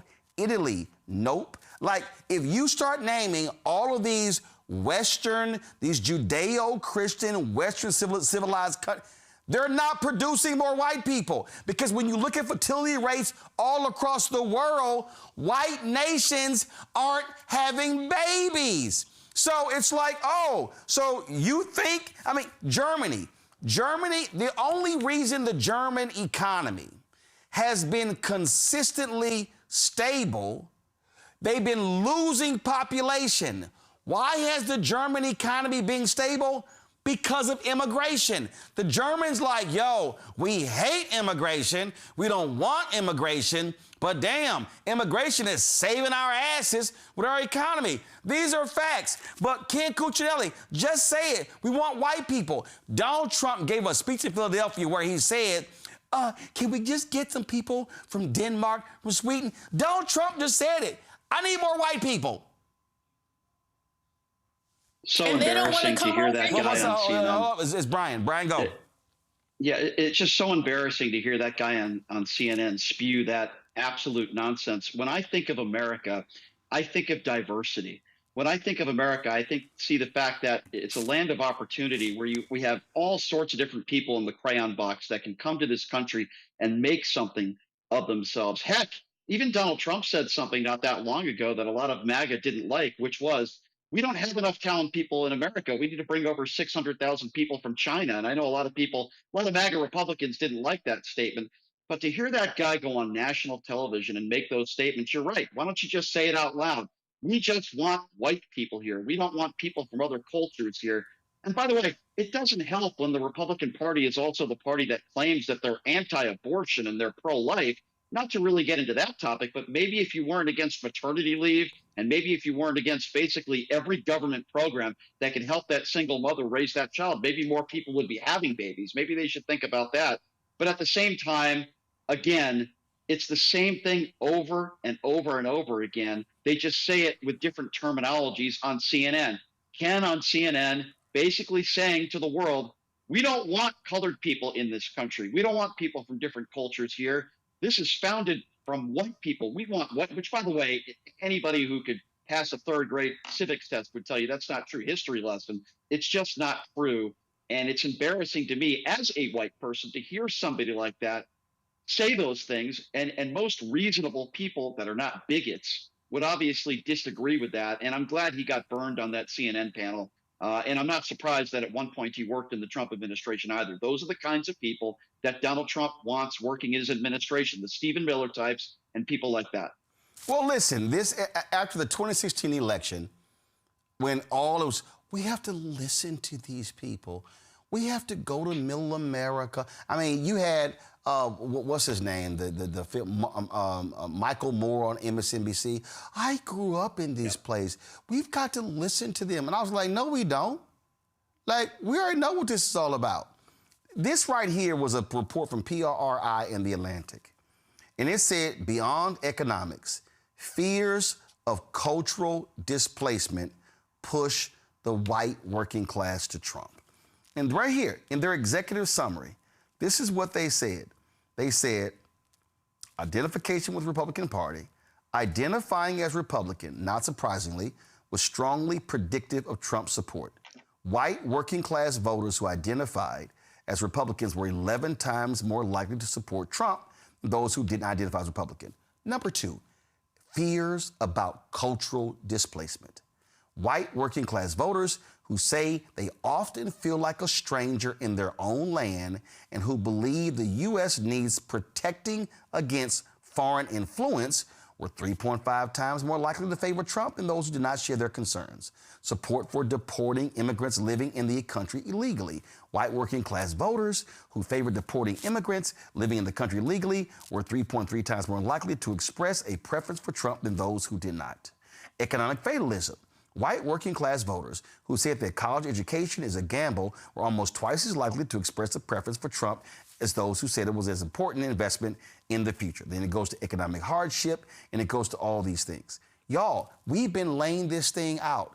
Donald Trump, when he came down that escalator in 2015, he has been pressing the buttons of white fear. And the reality is, whether you are talking about and that's why you have a fight going on between the Silicon Valley class, the crypto bros who all of a sudden start funding Trump. And then when Charlie Kirk and others were like, hey, what's going on? Because they wanted those special visas to bring folks in. And then these white natalists were like, oh, no. We have the people right here in our own country. And then even Trump says, as one of y'all just said, Trump like, no, we don't. We ain't got them. They not here. We kind of like need them. And so I need people to understand, okay, This is why mainstream media keeps screwing it up, because they don't want to have the real conversation. They don't want to call a thing a thing. They don't want to be honest about white America. They don't want to want to put it out there on the table. So, well, we can sort of like dance around it, and we can like, no. And I'm telling y'all, I've talked to these anchors, and it's like, and I said it in my book, White Fear. The problem with mainstream media is that these same white producers and these same white executives don't want to confront the reality, and so they want to come up with every other term, every other possible thing to describe it as opposed to what it is. The real thing is the Republican Party today is advancing an agenda of, oh my God, us white people are going to be out of power. And let's be real honest. There are black people who are saying, oh no, we're going to lose our power if these Latinos keep coming in here. We're losing our stuff, without realizing that 10% of the black population in America right now are black immigrants. And then if you also start breaking down a lot of the people who don't classify as black immigrants, they're actually one generation removed from being an immigrant. Oh, y'all want to see stupid? I'm going to show you stupid. That crazy ass, Ann Coulter. And again, this is how stupid these people are, y'all. Give me 1 second. Y'all about to trip out, okay? This is stupid. Ann Coulter actually posted this tweet, and boy, did she get nailed in the community notes. She got nailed big time. And again, I just want y'all to understand when we talk about these things, when I say one person removed, okay? So the person who sits here and wants to tell me about, you know, all your FBA people. Well, guess what? Shirley Chisholm, hello, Harry Belafonte, Sidney Poitier, Eric Holder, like it's a whole, Westmore, it's a whole, I mean, my God. Go to New York City. What the hell do y'all think Jamaica Queens is? Why they call it that? It is unbelievable to me when I listen to these people who don't understand when you say that there's a lot of people here. So here's Ann Coulter. This dumbass tweets, that beautiful ending to Trump's SOTU address reminds me why we can't have a second, third, or fourth generation immigrant as president. Love for our country has to be in your genes. The reader context. President Trump is a second-generation immigrant through his Scottish-born mother and a third-generation immigrant through his German-born paternal grandparents.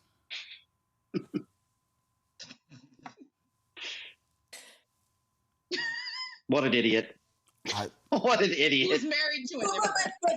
But Roland. Right. Who's married to an immigrant and who's in the Epstein files. And whose first wife was an immigrant.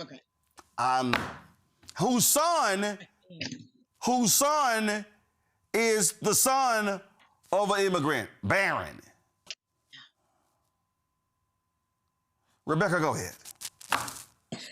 So it's interesting talking about Middle America, because listening to Cusinelli, that's an Italian surname, and being from Middle America, historically, Italians and Irish weren't treated as white people when they got to this country.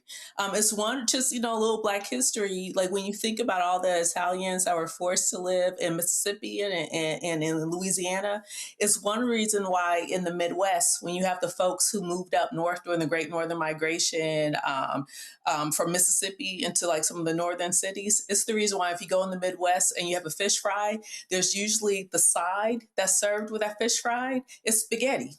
The reason why is because when the Italian immigrants lived in Mississippi, spaghetti was cheap food. And so catfish is cheap food. And so Italians, because they weren't treated as white folks in this country, they were made to live in the segregated areas near Black folks. And so you can see some of the combinations in food and culture, which actually shows the migration patterns within the United States that was tied to what? racism and white racism. So it's really interesting that Ken, can I call him Ken? That he seems to forget the history of his own people in this country and how they weren't white. It wasn't until after World War II when we saw the increase in propaganda of showing this is what Americanism is. So we started to see the Leave It to Beaver and all those sitcoms in the 50s and 60s showing this is Americana. And it was very waspy. It was very whitewashed. And so I'm thinking, I don't even know if the correct term here is homophone. When we think of the word America, in American, what it means, Bad Bunny just showed us at the Super Bowl that Brazilians are Americans, that Puerto Ricans are Americans, that Dominicans are Americans. And so it's interesting hearing this revisionist history where they're trying to prove and show and paint this brush backwards of America has always been a white country, or in America is only the United States of America. Well, that simply is not the truth. And so we are seeing one party in this country that is furiously trying to undo and erase other non-WASPy cultures because they want white supremacy. They want the United States to be a white supremacist state. When we see the fall of apartheid in South Africa, they were afraid they were going to lose a white supremacy state. When we look at the UK, a white supremacy state, you can even make an argument about certain things in the Middle East of white supremacy states, but I won't go there tonight. So that said, the United States for these people with this particular worldview, this ideology, is the last place on earth they can go. Yeah. And that's what this fight is. And so people just need to understand, I need our people to understand what is being played here. And when they begin to have these conversations, I'll make this last point. When I see somebody black go, well, they're going to be displacing us. I'm going to say this again.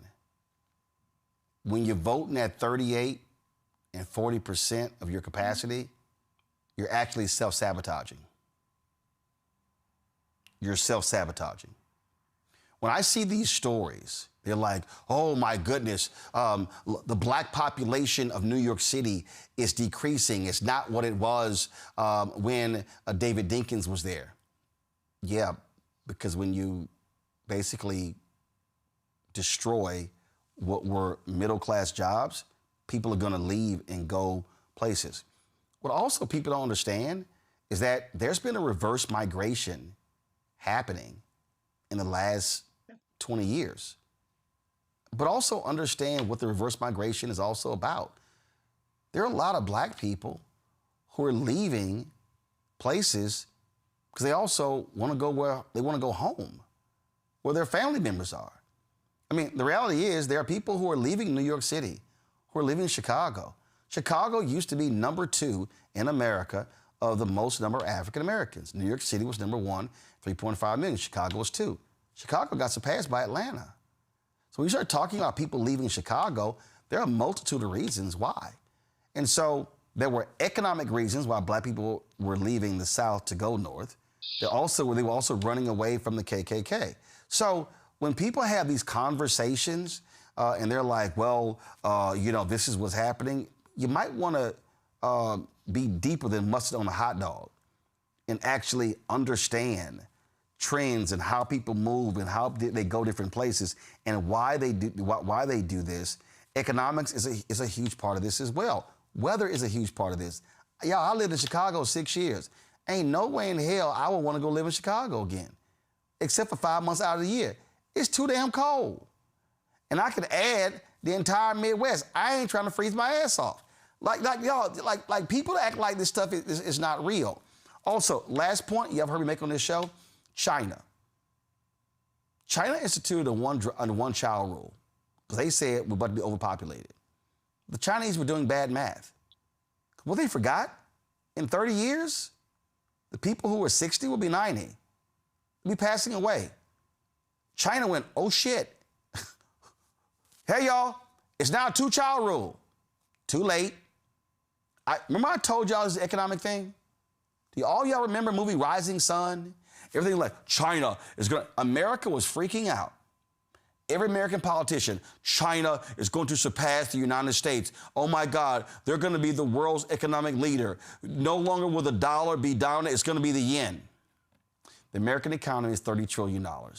The Chinese economy is $19 trillion. They are $11 trillion away from the United States. They ain't making that up soon. But even China realized China does not have lots of immigration.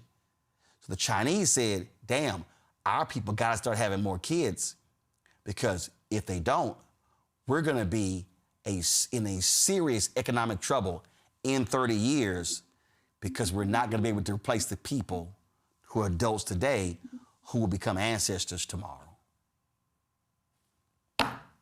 Maybe some of y'all need that history lesson. Got to go to a break. We come back. We're going to talk with pastor out of Detroit, New Reverend Jesse Jackson Sr. very well, including a journalist, Barbara Reynolds, who authored 2 books on Reverend Jackson as well. Lots to talk about, y'all. Don't forget to support Roland Martin Unfiltered. Join our Green and Funk fan club. If you want to support us via Cash App, use the Stripe QR code. You see it right here. Also, for checks and money, for credit cards, use that QR code as well. Checks and money order, make it payable to Roland Martin Unfiltered. P.O. Box 57196, Washington, D.C. 2003-7-0196. PayPal's R Martin Unfiltered, Venmo RM Unfiltered, Zelle, Roland at RolandSMartin.com, Roland at RolandMartinUnfiltered.com. We'll be right back. With medicine and science under attack, I want to keep you and your family informed and healthy. I'm Dr. Ebony Hilton, and I knew at the age of 8 that I wanted to be a doctor. So I studied hard and became the first African-American female anesthesiologist hired at the Medical University of South Carolina since its opening in 1824. And I always say I was made into a doctor, but I was born to be a mom. And as a new mom, wife, sister, daughter, and friend, I understand how frightening a medical crisis can be. I care for individuals on some of the worst days of their lives, and it's my mission to provide you with a safe space to gain clarity on issues affecting your mind, body, and soul. I recognize that there are health disparities, particularly as it pertains to race, and I want to help bridge the gap between you and your healthcare providers. Join me every Thursday for Second Opinion on the Black Star Network, where each week I'll invite experts from various medical fields to share the latest health news. We'll discuss topics such as the vaccine debate, mental and sexual health, medical bias, infertility, menopause, andropause, nutrition, and aging. Together with my medical colleagues, we aim to provide you with a second opinion. Don't miss it, Thursdays only on the Black Star Network. I'm Brittany Noble, Midwest-born, HBCU educated with experience in newsrooms across the country. Well, I've teamed up with Roland Martin to bring to you The Breakdown. This isn't just news. It's our stories, our voice, our community. Join me for The Breakdown, Monday through Friday at midday, only on the Black Star Network. If in this country right now, you have people get up in the morning and the only thing they can think about is how many people they can hurt, and they got the power, that's the time for mourning. For better or worse, what makes America special, it's that legal system that's supposed to protect minorities from the tyranny of the majority. We are at a point of a moral emergency. We must raise a voice of outrage. We must raise a voice of compassion. And we must raise a voice of unity. We are not in a crisis of party versus party. We are in a crisis of civilization, a human rights crisis, and a crisis of democracy itself. And guess what? You've been chosen to make sure that those that would destroy, those that would hate, don't have the final say, and they don't ultimately win.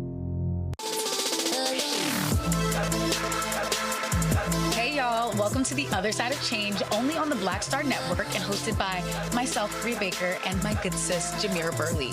We are just 2 millennial women tackling everything at the intersection of politics, gender, and pop culture. And we don't just settle for commentary. This is about solution-driven dialogue to get us to the world as it could be and not just as it is. Watch us on the Black Star Network, so tune in to The Other Side of Change.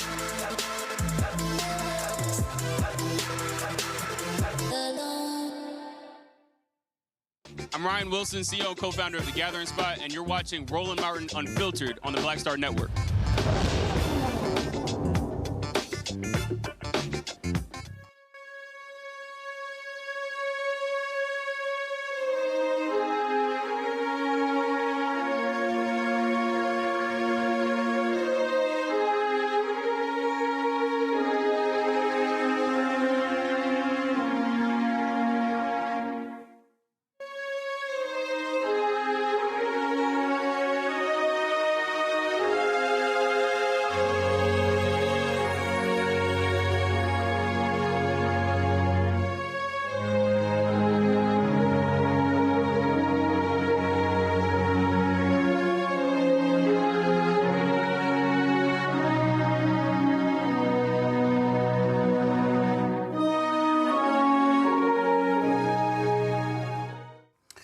folks, the funeral services of Reverend Jesse Jackson Sr. continue to be firmed up. He will lie in state beginning tomorrow at Rainbow Push headquarters in Chicago. That'll be tomorrow and Friday.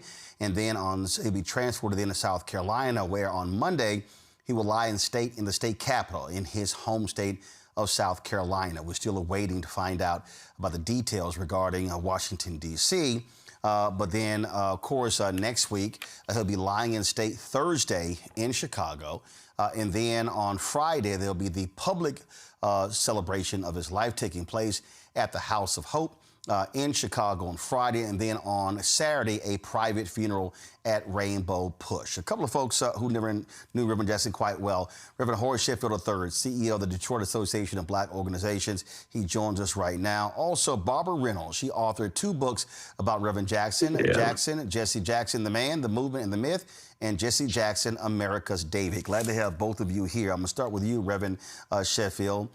You knew him well. Your father knew him well. He was a significant presence there in Detroit. Just share your thoughts and reflections about his life and legacy. Sure.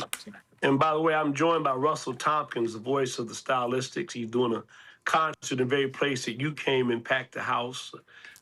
Knew Jesse. By the way, I'm glad to be on with Sister. I read her book. My dad and Jesse knew each other from the days that he first came into the movement. I think I met him when I was around 10 years of age. It's no secret that many of the older heads clashed with him. And as I've said on several other interviews, my dad and I had robust conversations because I related to Jesse. I knew Dr. King. I knew all of those people personally. But his afro and his demeanor, his way of presenting things was very appealing to me. I did embrace nonviolence, but I also felt that Jesse had a way of communicating with folks that, maybe Dr. King and other folks couldn't. Listen, he was there were battles there in Detroit, picket lines. He was there, and he also was extremely close with Detroit Mayor Coleman Young.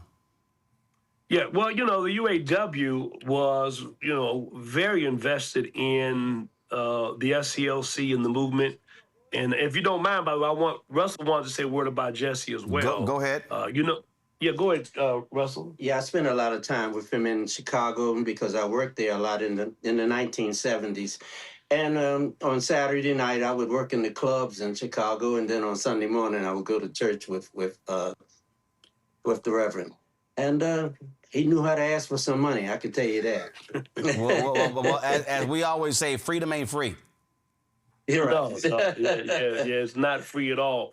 And Roland, I hate to do this, but I got to introduce him for the show. I thought it was going to be on 7:30. It's all good. But let me just say this one thing, and I think that even Barbara, Miss Reynolds, whose book, I know didn't sit well initially, but look, Jesse, for whatever he was worth, love him or don't like him, was an iconic figure who is a little salt or a little yeast to leaven the whole loaf. I mean, there's unquestionably, just think about proportional delegation in running for president of the United States in the Democratic Party.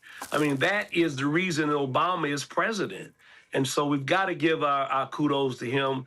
There may be some issues that people have with him, but my dad always said, do you judge a person's life by one event or that one event by his whole life? And I do the latter, not the former. All right, gentlemen, I certainly appreciate y'all joining us. Thank you so very much. Thank you. Barbara, I want to go to you. Reverend Sheffield brought it up. Listen, you wrote a couple of books on Reverend Jackson. When you wrote one of those books, a lot of folks were not happy. But again, you are a journalist. You had to write a book based upon the facts, what you saw, what your reporting showed. And the reality is no one is perfect. No one is infallible. So just to take us through, again, your reporting and what you saw, what you understood, and what you experienced when we're talking about this international iconic figure. Well, let me start where I started. In the 70s, I arrived in Chicago at the same time that he was arriving and starting Operation Push. In fact, I was his neighbor I was 5 blocks away, and I used to go to his house and interview him and talk with Jackie and pick up Jesse Jr. And I was in a peculiar situation because I was one of the first Black reporters for the Chicago Tribune. And they told me from the very get-go that I was a token. And they told me that they had never seen a Black woman could write and report. Now here's Jesse Jackson, who's telling us, you are somebody. You may be poor, you may be locked up, but you're somebody. So I'm here looking at, this is what the white people are saying, I'm not nothing, but this is what this Black man is saying, that we're all somebody. So I became very close to him. In fact, his wife took me the first trip to Africa, and I began to be with him as he made major decisions. And it was quite iconic because when I arrived in Chicago, I was told that he was the new king. And so not saying, well, I don't know, I covered him as the new king. When you go to Breadbasket, they would make all kinds of statements about, here's the man who is the new king, Operation Push, the new king. And the reason I covered Push was because on Saturdays, nobody really wanted to work on Saturdays, but I did. And I began to see something extraordinary. First of all, we have to put our minds on what did he do in Chicago, because King left the Northern movement in his hands. And at that time, Mayor Daley had an extremely effective patronage system that locked Black people out. And Blacks were not getting good jobs. They were putting inferior meat in the stores. And Reverend Jackson used this economic sense of a breadbasket that starts saying, okay, you won't trade with us, we won't spend with you. But if your businesses employ Blacks, well, I tell you what, we'll be praising him at Operation Push. And I saw that, how he pushed people forward in jobs, business products came in. And that was a very successful time because, you see, he was like made for the movement.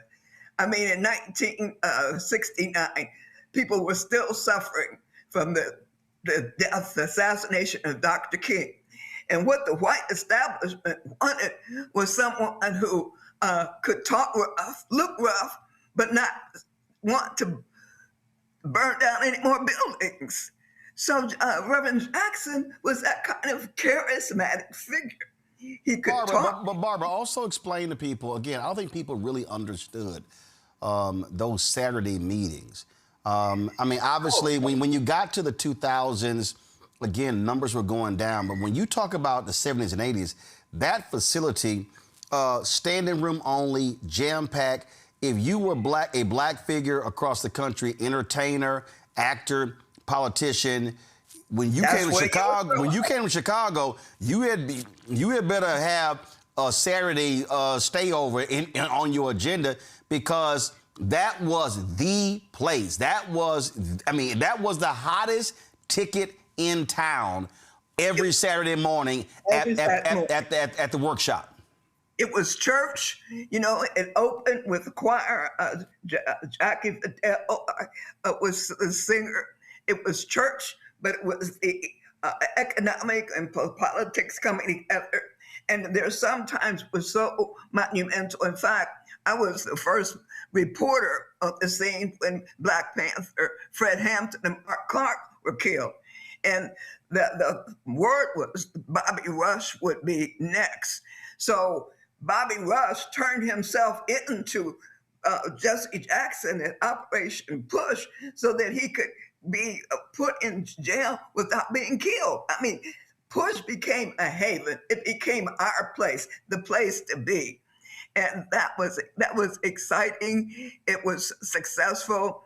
And what happened was many of the media people, I was covering Push, and they would say, okay, cover Push. Nobody else wants to cover Push or be out on Saturdays. But once he started making headlines, I mean, foreign leaders came to Push. I mean, if you're running for anything, you came to Push. He had a mantle that would cover you, that would promote you. And I saw that rise from the very beginning. And it was startling, because sometimes I was there when he would make a decision, like this black pilot, Robert Goodman, was in Syria. And it seemed like the State Department didn't care about him, wasn't trying to get him out. And so sometimes I overheard discussions, because I was sort of always hanging around. And one day he said, we ought to go get him. And it was silence, among the people in the room. Go get him. How you going to go get him? And he said, yeah, we got to go get him because the State Department doesn't care. Well, the State Department did not want Jesse Jackson to go. But see, Jackson, and I may talk a little bit about his childhood, he had the magnificent way of self-definition. He defined himself. And that, I mean, how else could you say a man who would say, I'm going to run for president and I'm going to get millions of votes and did it. And did it effectively. Yeah, so, but these are things that I learned from him even now. That's why I'm sad as I prepare to go to Chicago, because he's gone. Look what he left with us. At a time, and this is very important, when Black people are called garbage. When the president of the States said we come from S-holes, and when from the White House you have pictures of Obamas as apes. At a time like this, we need to be speaking to the next generation that we're somebody, that we have to vote. It's our lifeline. It's in our lifeblood. So we have to have passionate leaders, not just people on talk shows, head shows, but people like Reverend Jackson can get to the heart of it. And some of that is being done by Al Sharpton, who is now taking on that economic package and trying to say, we have a 1.5 or $6 billion that we have for spending power. We have to use that for our own success. And that's where Al Sharpton is taking the movement. And see, it's a continuous line. It's King tossed the ball to Jackson. Jackson is moving and moving. And see, when he ran, I'm going to make a point. When Jackson ran, he said, I'm not running for president by myself. I'm running so some of you will run for sheriffs. Some of you will run for state delegations. Yep. Some will run for the White House. I'm running because I want to create a system that will go on and know we have a place in politics. And that is still here. The rainbow politician, the rainbow coalition was effectively Jesse Jackson, knowing that we couldn't make change just having the Black vote, that you had to have the farmers, you had to have the environmentalists, you had to have the feminists. And that is why, when you look and say, that's why Obama could step in there, because the ground was laid by Reverend Jesse Jackson. We still need that coalition if we're going to move. And I think, yes. Barbara, as a reporter, you saw him in many different ways. You saw him in front of the public. You saw him in private. The thing that you hear the phrase, listen, Reverend Jackson was like anybody, was a complex figure. He was somebody who understood the power of the media. He understood how to control the media. Some say manipulate the media. But what he also understood was he could not achieve what he wanted to achieve if he didn't know how to bring the cameras there. So his command of the media was absolutely impressive. It was, and you got your finger on it, because he loved the media, and the media loved him. I mean, he was a handsome man. His speeches were that's why I call him America's David, was as poetic as King David was. And he courted the media. I mean, he would make calls at 2 and 3 o'clock in the morning to somebody in the media. Are you going to cover this? Are you going to cover that? And even when he had sickle cell, I remember going to his room and to his bedroom, because at that time we could still get in the bed. That even a sickle cell that he had was the time for a press conference. And I was with him in the early 70s when he went back home to Greenfield, South Carolina. And that was the first time I saw him cry publicly, because as a child, his father was not married to his mother. His father had a family next door, but Jesse was the child that was not there at that house. He was at his mother's house. And they called him a little bastard. Those some evil people, that's what they called him. But Jesse had this thing about it. But Noah Roberts, his father, claimed, he said, okay, I wasn't married, but that's still my son. But Jesse Jackson, I have to say, it had to be the Spirit of the Lord with him, because I interviewed his teachers, and they say he would put on a suit and something and come to school, that he wanted to look important, and that if anything was going to be changed, or if a position like the student council, he wanted to be president of the school student council, so he wanted to run. And that is only, I can say, God must have done it. Because in South Carolina, I mean, you still had to walk off the street when it's dark. You couldn't be seen walking around. You know, you could not go in stores where white people, or you were told that you were nothing. But this boy, young, kept trying to say, I'm somebody. And so I went home with him to Greensville, South Carolina. And neon signs all around the stores. Welcome home, Jesse. Mayors came out. We had an entourage that came with him. And he was crying, and I could have swore he turned to me. He said, yeah, I told him I'd be the best bastard they've ever seen. And I said, well, I guess so. So I saw, his good points, and I saw his flaws. But, I was more of a beginning biographer than I've written Coretta Scott King's biography, my pastor's biography. And, I have to understand that we change. We fall out, we get up. And one thing I like to say is that how he dealt with the birth of Ashley Jackson, where about 20 years ago, he had to admit that there was a baby and that he was the father. And this is from a woman that was in Push that he worked with. And he did it. He said, I did it. I should have done it. I'm sorry, but I love the child. And that made me think more of him, because truthfully, in situations, there's abortions. There's say, I didn't do it. But he said, I did it, I was wrong. And like his father before him that did not disown him, he did not disown the child. And the Jackson family was broad enough and loving enough to embrace her.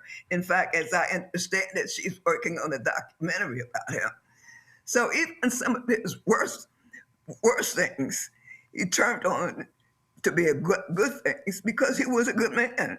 He was a man of God, and he performed as a man of God.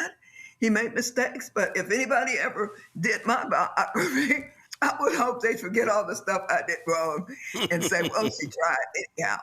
So, I mean, I love him. And we didn't always disagree, because I'm telling you, you're a journalist, when you're covering anybody, sometimes you won't agree. You won't agree, you can disagree, but that doesn't spoil the whole thing.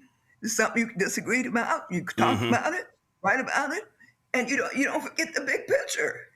This man is a legend. This is why I'm awfully upset at Speaker Michael Johnson, who is saying that we can't lie in state because he's not a former congressperson. He said Billy Graham not in state.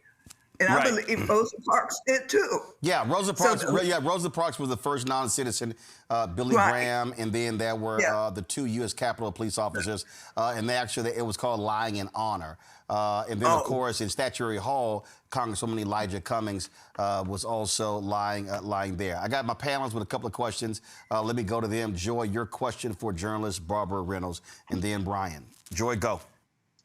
Yeah, I would love to know, like, what's your favorite example? What's your favorite story from Jesse Jackson?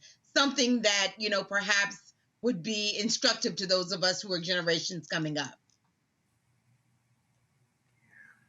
I really think that story of his childhood was probably a favorite story, because I could see how it felt to be told that, you know, your mother didn't marry your father, and to come with a stigma. I think that was probably my favorite story, of going home with him to see at 27, I think, he was in the Gallup polls, said he was as well known and liked as Pope Paul and Ronald Reagan. Just to see, I mean, you know, you can say if a child like this child, who has been called a little bastard, and growing up in the South, he couldn't even go into the library. If he can become somebody, why can't we become somebody? And, you know, I guess as I was with him, and I was so degraded in journalism, in my profession, that it took much for me to be next to him, always saying, Jesse did it. Jesse did it. I can do it. I can do it. I'm somebody too. And those kind of things will still be in my heart. That when I wanted to leave journalism, sometimes I thought, well, I got this. I can do this. I think those kinds of stories that defeat, he did not win the presidency, but he laid the groundwork for others to run, and it was never about him. And he said that he was unselfish in putting his body on the line. So I suppose that those are the things that I think most about him. Brian. I'm wondering, who do you think Jesse Jackson would want to see be the next president of the United States, or at least run in 2028? And my second part of that question is, what was the type of feeling that Jesse Jackson had, and what did he say about minorities in this country that continue to support Donald Trump and his agenda? Like, what was his message to them, and who does he think are some of the rising stars in the Democrat Party? I guess a two-point question for you there. Well, he didn't think much about those who were not with him, because he spent so much time working for the next group. And it's hard to pick. You know, some would say Keaton, Jeffries. There's, you know, others would say maybe even Letitia Jones. I mean, she shows such great wit and strength. But I couldn't guess which one he would say. He probably would have been right there supporting Kamala Harris, right there supporting her. But he was sort of outside the Democratic Party. He was more than the Democratic Party, because his agenda that was more progressive, that some are still trying to deal with it. So I couldn't say exactly who he would run for. I have a senior moment now, because I'm seeing my hero in Texas who might run. Can you please help me out at Omar, Roland? You said who's running in Texas? No, yeah, she's running. You mean Congresswoman Jasmine Crockett? Yes, well, how could I forget her? I mean, she is sort of like him in a way. She's tough. She's smart. I was at Martha's Vineyard a couple months ago, and people were lined up around the block to see Jasmine Crockett. So I would think that he might support her. I can't say, but that's what I think. She's the kind of leader. But see, then again, when you look at Kamala, you have to say, I don't think she lost in the first place. I think that Musk controlling so much of the technology did something to the votes. And I think that we have better look at the technology, because this man is going to do everything he can to win. Any votes can be stolen. Anybody can be jailed. Look what he's doing now with all these troops and ICE people there. That's a setup for imprisonment. When you look around the country, they're building thousands of prisons. In fact, more money is now being spent on these prisons he's building than education. This new act, I think, Save America Act, that what we were all watching, the State of the Union, the Senate passed this bill. That means to get to vote, you might have to bring your passport or your marriage license. This is trying a stranglehold of bringing us back to where Reverend Jackson brought us out of. Well, you made the point about, again, it was July 16, 2023. We were there in Chicago when the campaign was going on, and Vice President Kamala Harris was there to speak. When, of course, Freddie Haynes was also being installed, and so he was very much a part of these campaigns and was always quite visible. There are going to be a lot of folks traveling to Chicago. Let me go ahead and share the data again, folks. This celebration of life of Reverend Jesse Jackson Sr. He'll be lying in repose at Rainbow Push headquarters, 930 East 50th Street in Chicago, Thursday from 10 a.m. to 10 p.m., Friday, February 27th from 10 a.m. to 10 p.m. More details, go to jessejacksonlegacy.com. And then they have on, so when you look at the schedule, give me 1 second. First of all, they have the Rainbow Push alumni going to have their own gathering at 7 p.m. on Thursday, March 5th at the Rainbow Push Community Room. That's taking place there. Reverend Jackson was also a member of Omega Psi Phi. They're having their Omega service for him, and that's taking place on Thursday, March 5th as well. You see the QR code there. Scan to register, and it says that all Omegas that want to attend, they must attend a mandatory planning session via Zoom on Monday, March 2nd at 7 p.m. Eastern. So lots and lots of things are going to be happening. Everything begins tomorrow, and so it's going to be about a 9-day celebration beginning tomorrow in Chicago and then going to St. Louis, coming back to Washington, D.C., and then culminating in Chicago. We will be there on the ground in Chicago next week covering all of it. Barbara Reynolds, we appreciate it. Thanks a lot. Can I say one thing? If you want to contact me, contact me at Reynew, REYNEW77 @gmail.com. All and right. Thank you so much, Roland. I do appreciate this conversation with you. All right. I appreciate it. Thank you so very much. Thanks a lot. Folks, that is it for us. Let me thank Rebecca, had to leave early. Let me thank Joy. Let me thank Brian. Brian's first time here on the show. I did his show. So first time having you, Brian. Looking forward to having you back. Thanks a lot. Yeah, thanks, Roland. I really appreciate you and all the times you've done my show. It's a pleasure to be on with you guys and happy to do it again anytime. Thank you so much. All right. Thank you so very much. All right, folks, that's it for us. Tomorrow, I will be broadcasting from Los Angeles, heading there for the NAACP Image Awards. So I'll be attending the various events there. So I look forward to that. Don't forget, support the work that we do by joining our Bring the Funk fan club.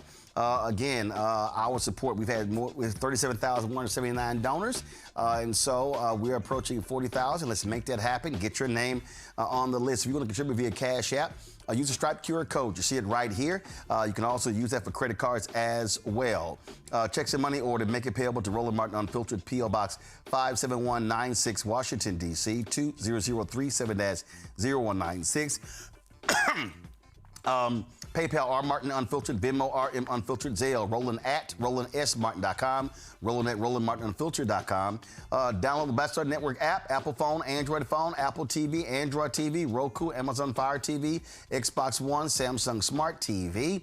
Also, of course, be sure to go to shopblackstarnetwork.com for our Roland Martin Unfiltered Black Star Network swag.